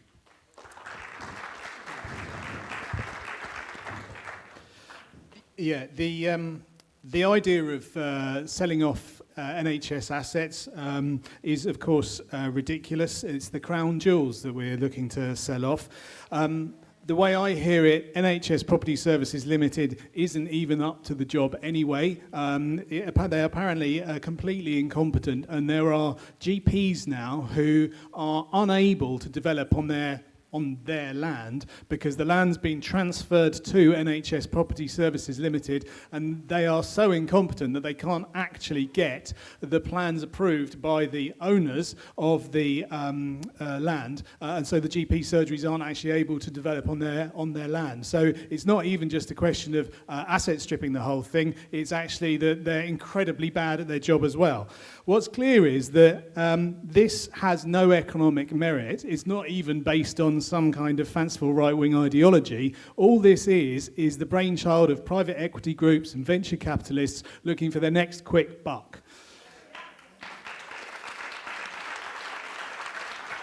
It's frankly outrageous that we're even having to talk about it. Thank you.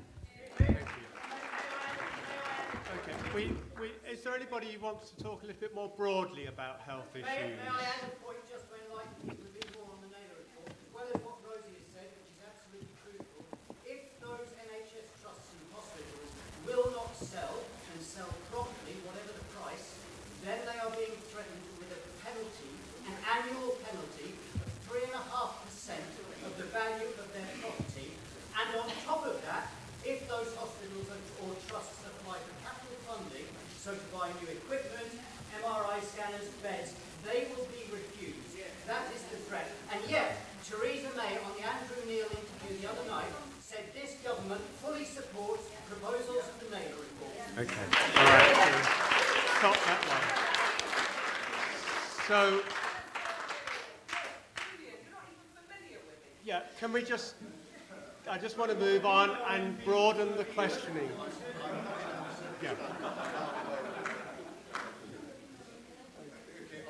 I'm just going to come back because I am, I'm sorry, I didn't pick up the point on the, basically, the issue of public sector land holdings is something which has dogged every government. We have right across government departments surplus land and buildings which the public sector is sitting on and not using. Now, at a time when, as a former MOD minister, which I was until 2 years ago, I'm conscious of the fact that government has often had a very bad record on this. I was horrified by the sell-off of the Married Quarter estate by the MOD 21 years ago under John Major, and I fought against it.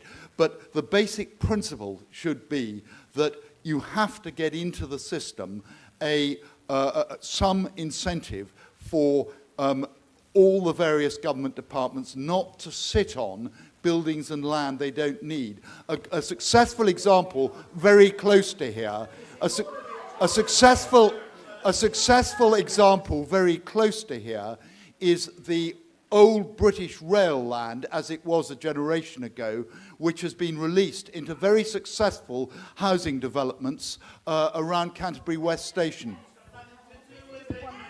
Very quick. Okay.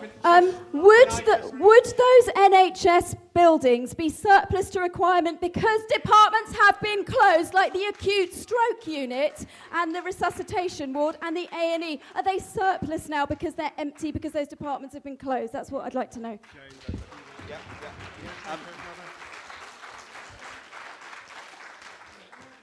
Just very quickly, I need to ask this question. So, Julian, having heard what the Naylor report is, do you support it? Do you support the Naylor report? Because you've been the MP for 30 years, and these people have a right to know whether, as a candidate, you support the Naylor report. Without studying it in detail, I can't give a clear answer on that, but what I can tell you is that I'm fighting extremely hard for the Kent and Canterbury, but I also support the principle that we do have to move on in terms of redundant buildings. Let me just give you a positive example. Estuary View in Whitstable, which is a new building acquired by GPs there, is providing not just primary care, but a lot of the things that used to be provided in a hospital a generation ago. We do, in some respects, have to move on. Okay, I'm going to...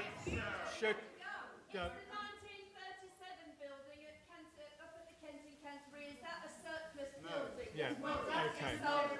Right, I'm going to move on. I'm going to move on for this. There's a lady here in the fourth row back. Thank you. No, we're finished with Thank this. you.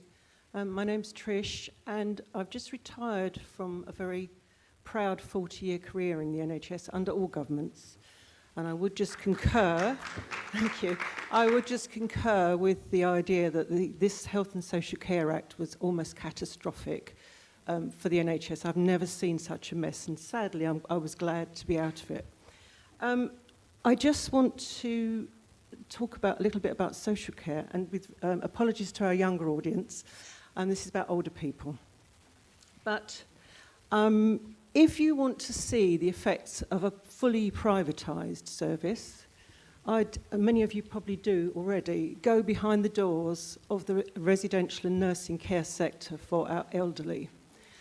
Almost fully privatised, costing a great deal of money for our most vulnerable and needy people. What I want to ask all the candidates is how you propose to deal with it, particular reference to our current MP who represents the government that promised to implement the Deal Not report at the last election and quietly disposed of it whilst trying to dispose of attendance allowance, etc. So what would you do to ensure that we have a service that's fit for our elderly? Because currently, many of the private providers, large-scale private providers, are registered offshore for their profits and not paying tax in this country. So it's a privatised service, it's not efficient, it's costly, and it's certainly not meeting the need. So if your answer is, we've already said how we're going to deal with social care, Mr. Brazier, I don't think you have. And finally, when we talk about integrating health and social care, it comes back almost to the gentleman's question in the front row. Are you going to means test healthcare? Because at the moment, healthcare is free for all. When you talk about integrating the two, I think we should be very careful how we hear that, because what does that mean? Because social care is means tested. So, thank you. Okay, thank you. Henry, do you want to take this one first? Yeah, I think the idea of that the Tories have at the moment of paying for social care via your house and then capping it if you're too wealthy is frankly horrible. It is a tax on certain specific types of illness. People call it the Dementia Tax for good reason, which is that a lot of the people who have residential social care needs do have dementia, but those are not the only illnesses that they suffer that require that kind of care. And it seems grossly unfair that if you have other types of illness at that time in your life that don't require that kind of care, then you don't have to sell your house. And the idea of a cap, that U-turn that Theresa May has introduced as well, which she won't say what the level of is either, it would be even worse in a way, because not only would everyone who has a house over the value of £100,000 have to sell it, but then if the value of their house was, say, over £1 million, they'd get to keep anything above that £1 million. So it's a particularly unpleasant form of taxation. And they've also proposed that it should be okay for you not to have to sell your house until you've died, for example, and then your children can sell it for you. But what if there's two of you living there and one partner has already had a really long-term problem requiring long-term social care, which has meant that the costs of your social care have actually taken out your entire value of your house? When do you have to sell that? Do you have to sell that then and there, as soon as your partner has died, or is it as soon as you've died? I mean, there isn't even any clarity on this point, but what we do know is that it takes all of the humanity out of the system, and we also know that it takes all the fairness out of the system as well. The Green Party is very clear that we would properly fund social care, just as we would the NHS, and that's all there is to it. Thank you.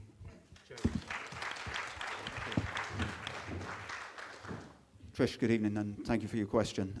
So, as I mentioned previously, one of the things we would do with the rise of the penny on income tax to make sure there's proper funding available for the NHS and social care.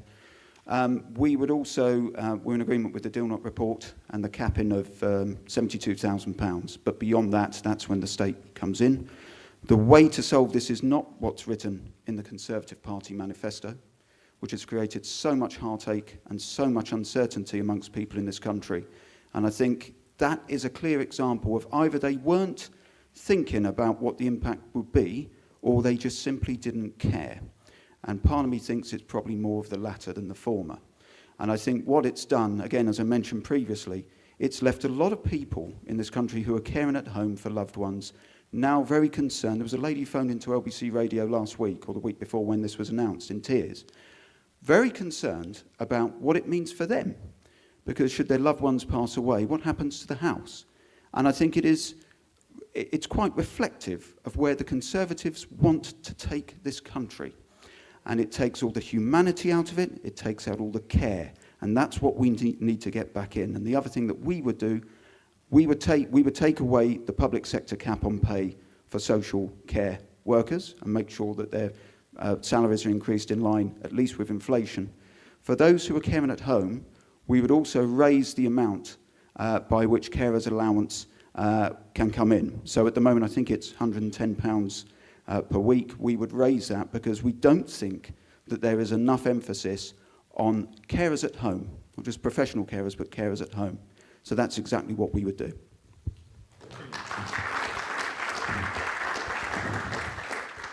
Everybody agrees that there has to be more money in the social care system, and all of this panel agree that the NHS should be free at the point of use. Where the disagreement comes is that we are committed to a means-tested system for social care. The impact on general taxation of putting all of the extra reasonable costs that are going to be needed as we get older as a country, partly because of the success of the NHS. We're all living longer. My parents and my parents-in-law are all still alive. They're all potentially in the firing line for this, and we have on one side of the family a long record of dementia.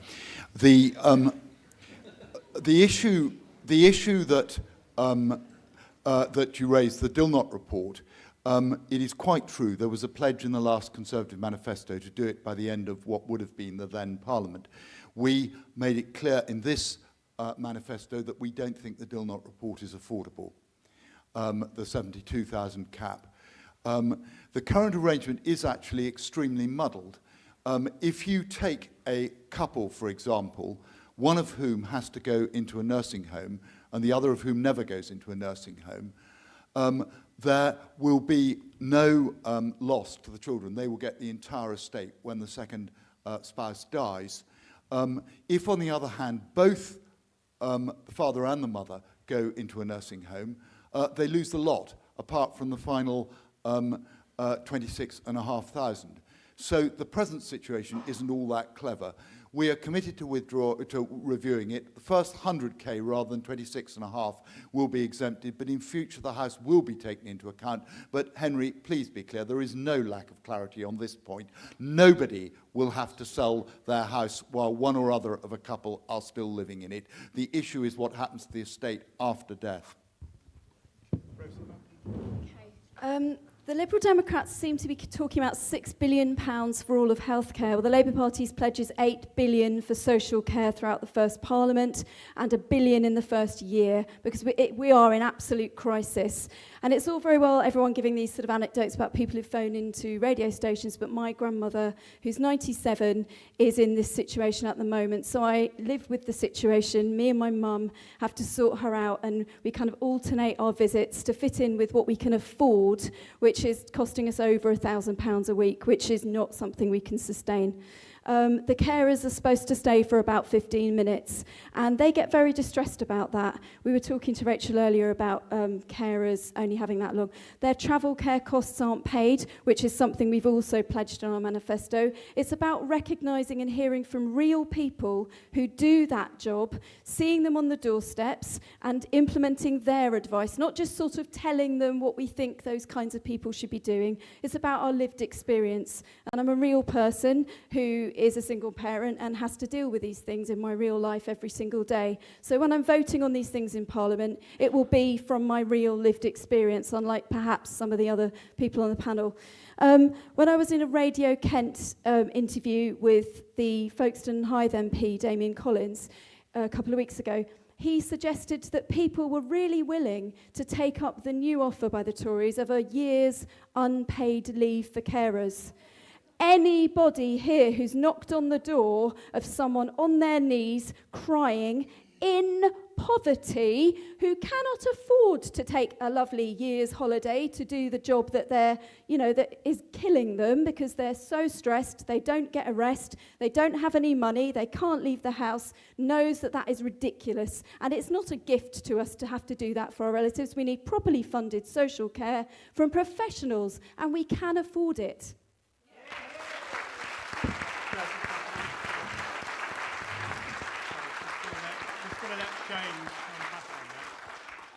I just want to come back to Julian. Julian, you said that under the Conservative plans, nothing happens until, I think I heard right, when the person passes away.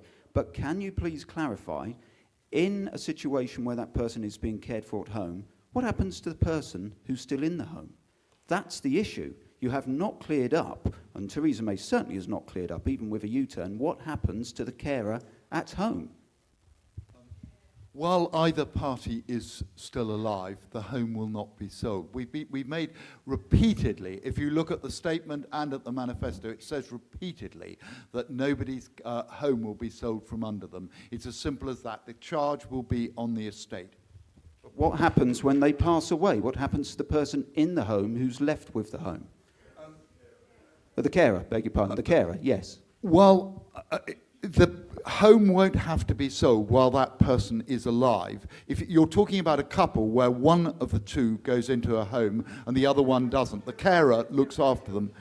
We're talking about what happens to the estate in the manifesto. We're not talking about a home being sold from under either party to a marriage. Okay. It's a debate that perhaps can go on. Any questions that take us in a slightly different direction? Yeah, okay. I'm going to go. I've been over this side for a long time, so I will take the gentleman. And because of the time, I think if we can get our answers out in 60 seconds, that would be brilliant. So we get a few more questions. I'm Graham Gilbert from Czech.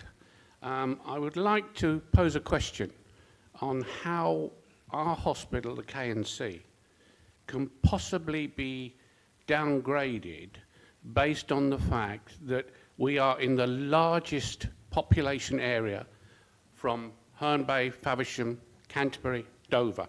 Largest population area. Largest increase of population area that we're likely to expect. I've done some figure work based on the Office of National Statistics, which says that we could have another 60,000 people in this area by 2024, which is only 7 years away. We have 6.3 million visitors to this area, day visitors per annum, which is covered Herne Bay, Whitstable and Canterbury. We have 40,000 students here, which are not counted, neither are the visitors. Do they not get ill? So what I'm asking is, my question is, how can the Trust justify in any way downgrading the K&C? I'm going to start with James, because you have gone first. Graham, thank you. In answer, I don't believe there's any reason to explain why it can be downgraded. You're absolutely right with the facts you present. And as I mentioned earlier, second highest population after Maidstone in Kent. 1 in 4 people will be 65 or over in less than 15 years. And by 2030, we're going to see another 16,000 houses potentially being built here in this part of the world. There's absolutely no reason why we can see it downgraded at all. Now, the Urgent Care Centre is due to move on the 19th of June to Ashford. On the same day, Kent County Council are going to start digging up the road of the A28 in Kennington for 11 weeks. Where is the joined-up thinking? And that shows that anybody, for goodness sake, anybody who has a heart attack or a stroke in Canterbury or indeed in Margate has to make their way along the A28 and then the detour at the end of it. Now, I was doing a little bit of research earlier today. To get from Margate to Ashford at a good time, it takes you 1 hour and 10 minutes at least. That's not even at peak time, at least. The very shortest time that's actually given for getting somebody to help as soon as possible when they have a stroke is 1 hour. 55 minutes or 1 hour. So therefore, blue light emergency services. So therefore, anybody in Margate who's suffering from that or a stroke has to get to Ashford in that time. It's not doable, and for those reasons, there's absolutely no way why our hospital here in Canterbury should or could be downgraded.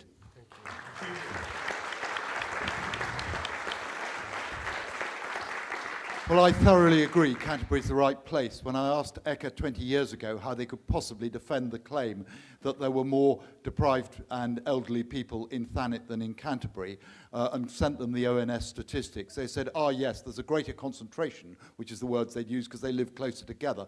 The fact is, it's an overwhelming case. The reality is that if you look at the pattern up and down the country, and it's happened under governments of all sorts, we will end up 20 years out with one major hospital in East Kent, and I support Czech in their view that should be in or around Canterbury, probably on the new development on the A2. I think it's a no-brainer. I mean, there are enough people here to justify it. But we've got a cathedral, which is one of the biggest tourist attractions in the UK. What happens if some horrible incident, and we've seen armed police, lately because of the hideous tragedy of Manchester. What happens if something really dramatic and terrible, let's hope it never does, happens in Canterbury or around here? Where do people go? Where do those ambulances take an extra load of people that are caught up in a horrible incident like that? I've worked in schools for a long time. What about young children who, it's pretty terrifying, and people are talking about it every single day as their number one concern. It's my number one concern. As your MP, I would raise it in the House of Commons at every possible moment.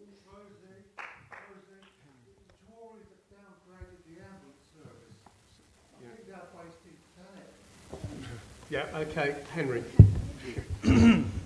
Not only is our population set to increase, but it's set to get older as well. So the need for acute services, for example, for cardiac and stroke is even more acute, funnily enough. It gets worse as well because, it's okay to talk about driving to some of these places, but if you don't have a car, to get there by public transport becomes even more challenging. I looked on Google Maps, and an estimate from Hales Place to Ashford, William Harvey, you're looking at more like an hour and a half to actually get from one to the other. So if you've got repeated visits needed, for example, if you're someone who has got a problem that requires repeated visits, then you're looking at an hour and a half each way, not to mention the cost associated with that as well. The idea of centralising hospitals is obviously something that appeals to the bean counters, and it would be nice to have one large central hospital here. It will cost about £500 million, and as far as we can tell, there is definitely no money for that whatsoever. So it's absolutely scandalous that we're having to have this discussion, and it is absolutely key that we maintain the K&C hospital as it is. Thank you. There's a lady on the end of the row here, and then I'm going to go over to the right-hand side, and then we'll come back over this side. Nice and short, sorry. Belinda Murray from Whitstable. I've got great concerns about mental health. We haven't really talked about it much. If you have a problem and you go to an A&E, apparently you may get assessed. But if you go to Canterbury Hospital, you don't, because apparently it isn't the right place to go. So if you go to Margate, perhaps you would get an assessment. If you went to Ashford, maybe Julian, with all his relatives, would have known this. But if you are a normal person in the general public who hasn't got lots of relatives who work in lots of different parts of the NHS, how do you all hope to make it general knowledge as to how anyone can access mental health services? And, they've sold off Durham House, and now it's a sort of porter cabin, Kings Road Clinic. I don't know, I'm just at a loss. And not to mention the fact that the police force are being used as the mental health services around here. Okay, thank you. Julie, do you want to take that one? It's a really good question, because we're not signposting mental health significantly. We are getting better at it, but it's still not good enough. Essentially, you need to go to your GP in the first place, and the GP then needs to refer them. What the dynamic new chief executive of the Community Trust, Helen Gretorix, is basically doing is moving money away from the budget's going up. We're spending a record level actually on mental health, but moving money away from expensive out-of-county placements for people who could be handled in the community and getting it into the community teams, which have been so overstretched, it's been unbelievable. That is starting to bring returns, and she's working very closely with the Police and Crime Commissioner on a programme to handle people who are wrongly being fed into the criminal justice system, so we pick them up early. Rosie. Okay, the situation in mental health is so completely urgent and desperate. Those are the people on the doorsteps that are crying and speaking to me, crying for over half an hour. People in my school who needed to access CAMS, for example, were waiting for well over a year. That's the Children and Adolescent Mental Health Services. As I understand it, current mental health budgets are not protected. So they're being leaked to other services and sort of lending them money. So the Labour Party pledged to ring fence those mental health service budgets so that they are put only to what they're needed to be put to, which is mental health services. Mental health is, in fact, the largest cost to the NHS, and it's not taken seriously enough at all. I agree with Rosie. In my school, referrals to CAMS, the Child and Adolescent Mental Health Service, is taking way, way too long. 1 in 3 young offenders have a mental health problem. 40% of tobacco is smoked by people with mental health problems. So there are physical impacts and impacts on society to the fact that we're not taking mental health problems seriously. We need to start taking people away. I mean, the idea of taking people away from their locality is not something that we should be proud of. This is something that should be treated in the community near where they live. And that's why the Green Party would absolutely prioritise community health centres with psychiatric services in people's localities so that these people can actually be treated at the best possible place for them, which is near the people who love them. Thank you.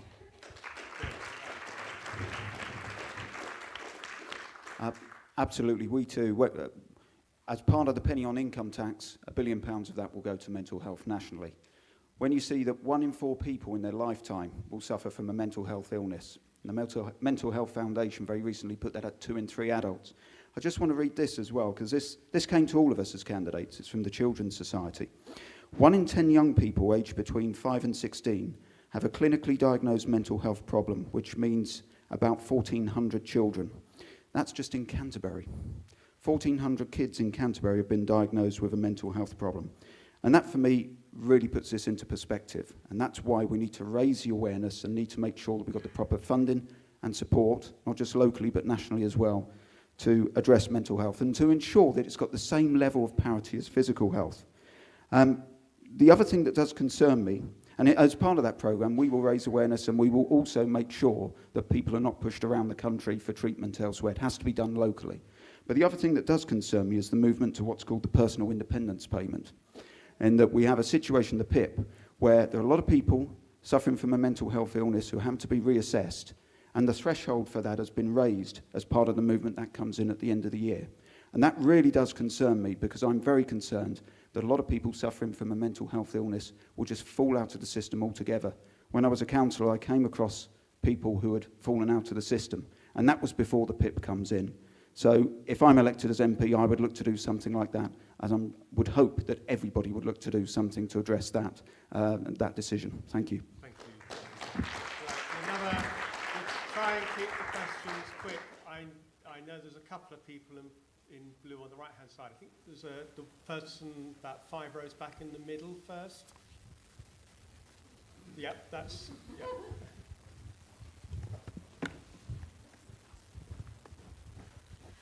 My name's Colleen Thomas. I'm a staff nurse with my experience in cardiology here in Canterbury. The thing that concerns me is when patients don't meet the targets, as they won't, with their strokes and their heart attacks going to the other hospitals, and patients do actually die, who is going to be held accountable?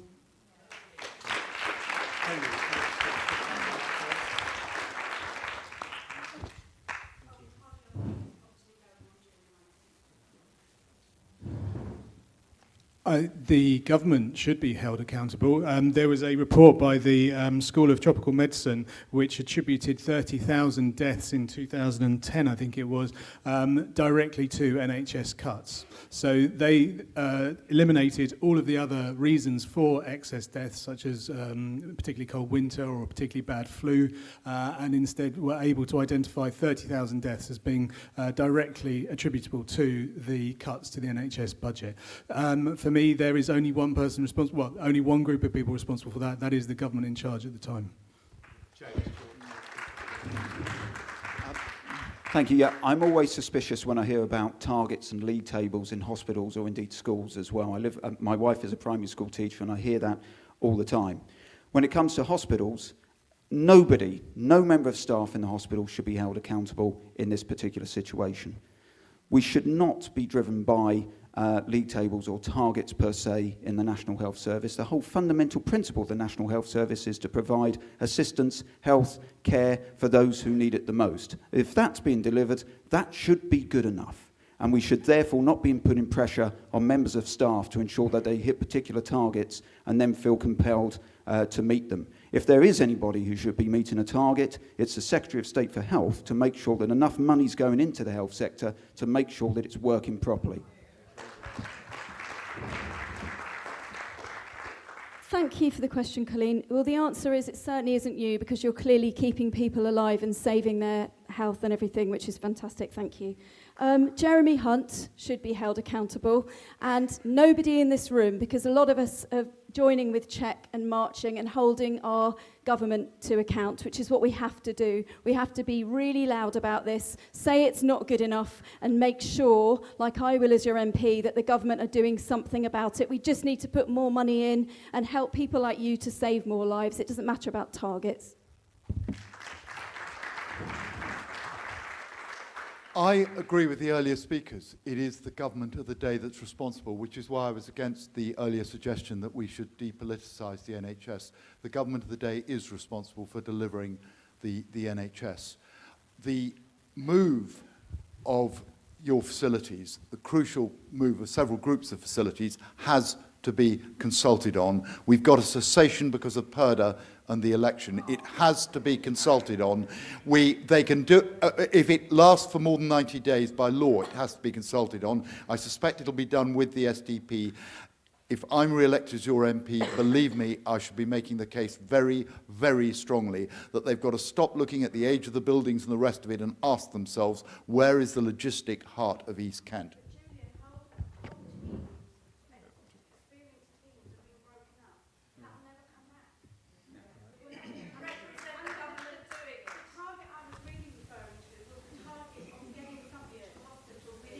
And they're not going to meet that important target, not the other target.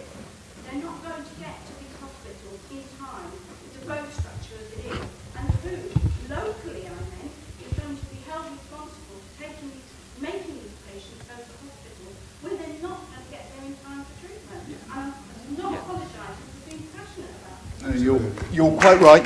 You're quite right not to apologise. It's very, very important. Exactly the point I was making in that final meeting again, just before the election was called.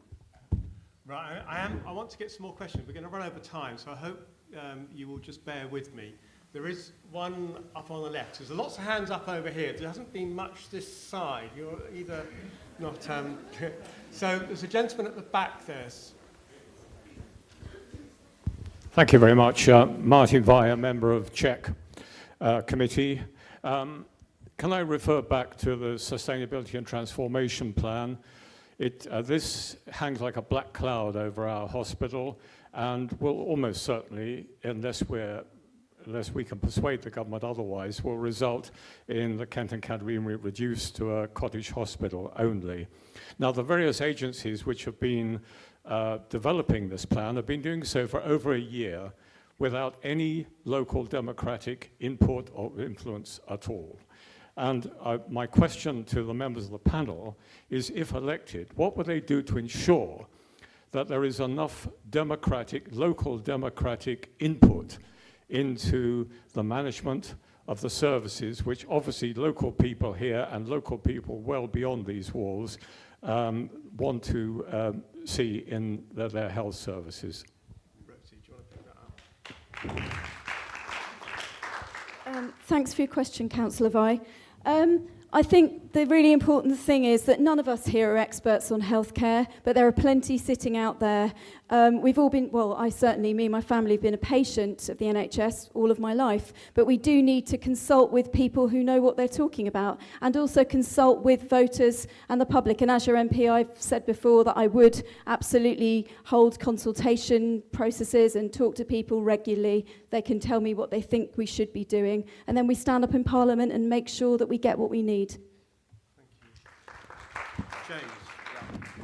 Yes, thank you, Martin. So I would look to work with both the local council and the Kent County Council, councillors, representatives of the area here in Canterbury, to make sure they're involved. Because at the end of the day, they are local representatives of the people and they know what's happening in the city centre. And I would work with them because I don't think the role of an MP is just to sit around and watch things happen.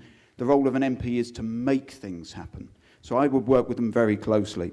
I would also, I've mentioned previously, I'm very keen, if elected as MP, to hold regular town hall meetings across the constituency, in Canterbury and Whitstable, in the villages too. And as part of that, I would give feedback in terms of what it is I'm doing, and it would be part of that as well in terms of my meetings I'm having with, say, the Trust as well. What I would also look to do, as MP, is make this number one priority and raise it more times than I'm afraid our current MP has done over the last 10 years. Since 2010, as I mentioned earlier, Julian has made 590 contributions on a whole range of different things in the House of Commons. Not one of them was on Kent and Canterbury Hospital. And in that time, we've seen the birth centre leave, we've seen other services leave, and now we've known about the urgent care centre for about the last 6 months or so. I would do a lot more as your MP, and this would be my number one priority.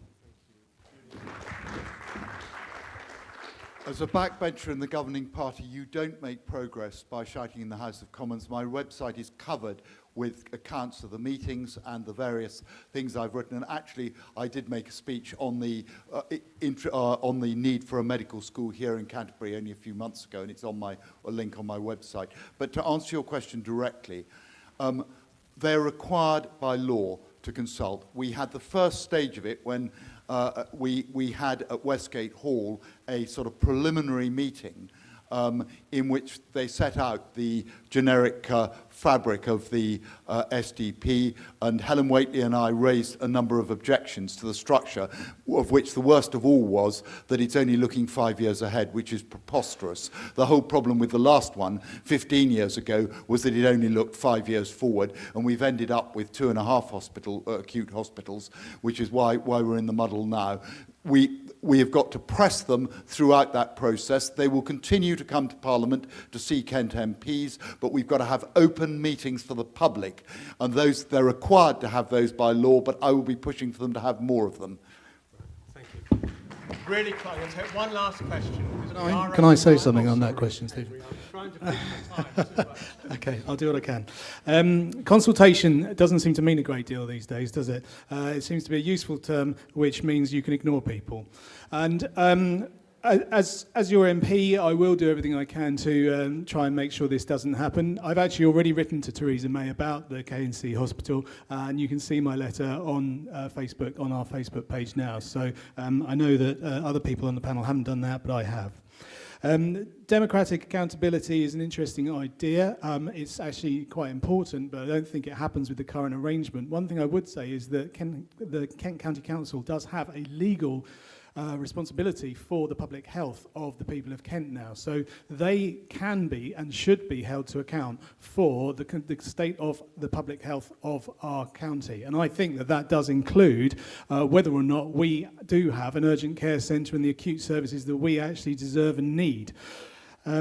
The other thing to say is that not only has Julian failed to make any contributions in the House of Commons, he's failed to make any Prime Minister's questions, although he has asked 5 other Prime Minister's questions in the last 2 years about other things, but not about our hospital. Okay, thank you.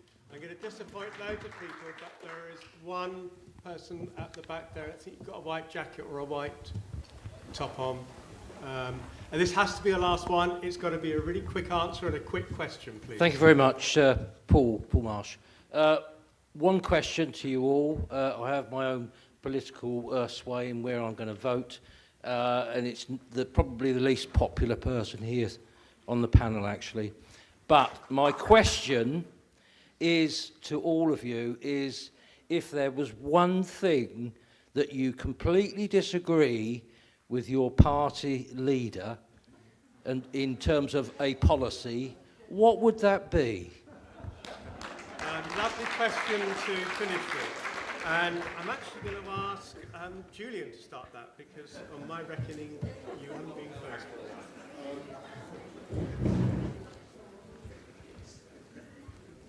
I was very fortunate in that looking through our manifesto and the rest of it, I actually do support most of it. The one thing that is, in fact, I support almost all of it. I can think of at least 2 previous elections when there were substantial chunks I was deeply uncomfortable of. But we have, in fact, raised one issue tonight where where I do feel uncomfortable, and that's on the issue of the nurses' bursaries. I want to see what actually happens on that, whether we actually fill this supposed expanded number of places before taking a final view on it. But I do have a considerable reservation on that. Thank you. Rosie.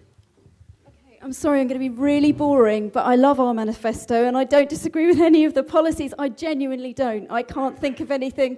Well, okay, it's a shame we're leaving the European Union. You know that I'm a Remainer and I voted to remain because of Canterbury, but that isn't our policy or our fault. We've pledged to keep all of the Brexit things that we need to keep, like membership of the common market. But other than that, I'm really proud of our manifesto, so I'm afraid I don't disagree with any of it. Well, I actually have 2 party leaders, so that makes it more difficult for me. But I think I disagree with something that's left out of our manifesto, if that counts, which is just that to a commitment to stop selling off school playing fields, because I think that's really important that we stop doing that and really commit to the idea of our children's health. Thank you. Well, Henry has 2 party leaders and I have a body double for my leader and my party. But I suppose the one thing that I've had to take some time to get my convictions right is the party's commitment, and it's health related, to legalise cannabis. And my concern there, I'm all for cannabis being provided for medicinal use for pain relief. I think that's absolutely the right thing to do. And I do back the party's position to make this a health issue rather than crime, and taking the crime side out of legalising cannabis altogether. The bit that I had to think about very carefully was the impact that cannabis could have, say, on mental health. And the background to that and the justification for legalising it would be you get rid of all the dangerous strands in terms of cannabis and other forms of drugs, and you can control the market and make sure that you get people in and help them from a health point of view. So it's taken me time to get round that. I'm in agreement with that, so long as the health issue is number 1 priority in that policy. Thank you. Now, I really do have to draw to a close, and we did tell the candidates they would have a nice long time, but because we've had, I think, more questions and more discussion with the audience, I'm sure they will bear with me that I'm going to cut the time because we are over time. They can make a final statement. So I'm going to ask, in fact, Rosie to go first, and if you can do it in under a minute, you're doing very well. This is real practice for when you all get into Parliament. All those get back in. Sure. I'm just going to stand up there. Okay, I believe that saving our NHS is the number 1 responsibility of your next Member of Parliament in Canterbury and Whitstable. The Labour Party will invest £37 billion to do this, prioritising mental health care as well as physical health. And we'll create a joined-up children's health fund and sort out social care, which is in a complete mess. You've basically got 2 choices. You can vote for the Labour Party, who are the party that founded the NHS to be free at the point of care, or the party of slash, trash and privatise on June the 8th.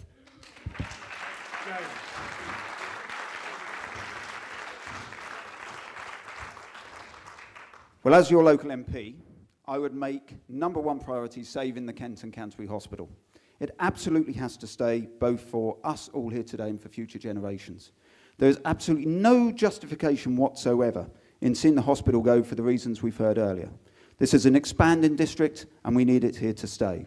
And on top of that, we need our NHS to be properly funded, depending on income tax. We need to make sure our social care system and mental health is properly funded as well. But I promise you, if you elect me as your MP on June the 8th, not only will I fight for nurses' bursaries to come back, or funding for the Kent and Canterbury Hospital, or funding for our mental health, I will make sure that I will raise Kent and Canterbury Hospital whenever I speak in the House of Commons. Thank you very much. My highest constituency priority will be fighting for the services at the Kent and Canterbury. I'll be on the march on Saturday, and I'll be at the meeting between CHEC and the local trust the week after polling day. We have got to recognise that the public service, the very precious public services we have, of which the NHS is perhaps the most precious of all, can only be adequately funded if we have a successful economy. We are seeing over large parts of Europe what happens if you lose control of public spending and you fail to deliver a successful economy. A Conservative government will ensure that we have an economy that can deliver the NHS we need, the social care that we need, the education we need, and all the other public services. I would be privileged to have the opportunity to be your MP again, to be part of it. Thank you. The Green Party is the only party that is committed to funding sufficiently so that we actually get the healthcare system that we know we can afford and that we know we deserve. We will take a holistic approach to healthcare, leading from community health centres, and we will be the only party that's fully committed to completely eliminating the market from the NHS. We are committed to a healthcare system that treats every single person, irrespective of where they come from, how much money they got, or what is wrong with them. So vote for me for your MP. Well, thank you. I know many of you were disappointed that you couldn't ask questions. There are many questions that could have been asked that weren't asked, although the tenor of the debate wasn't surprising given the local circumstances. I would like to thank our candidates, Sir Julian Brazier, Rosie Duffield, James Flanagan and Henry Stanton, for actually facing quite tough questions.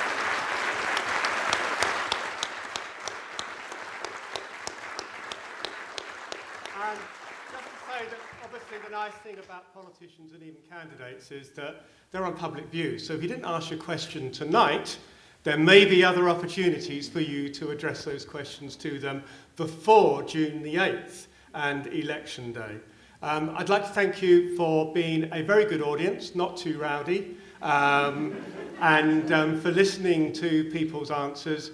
Thank you very much for attending this event, and we hope to see you on other events, but hopefully, perhaps not too soon for another election.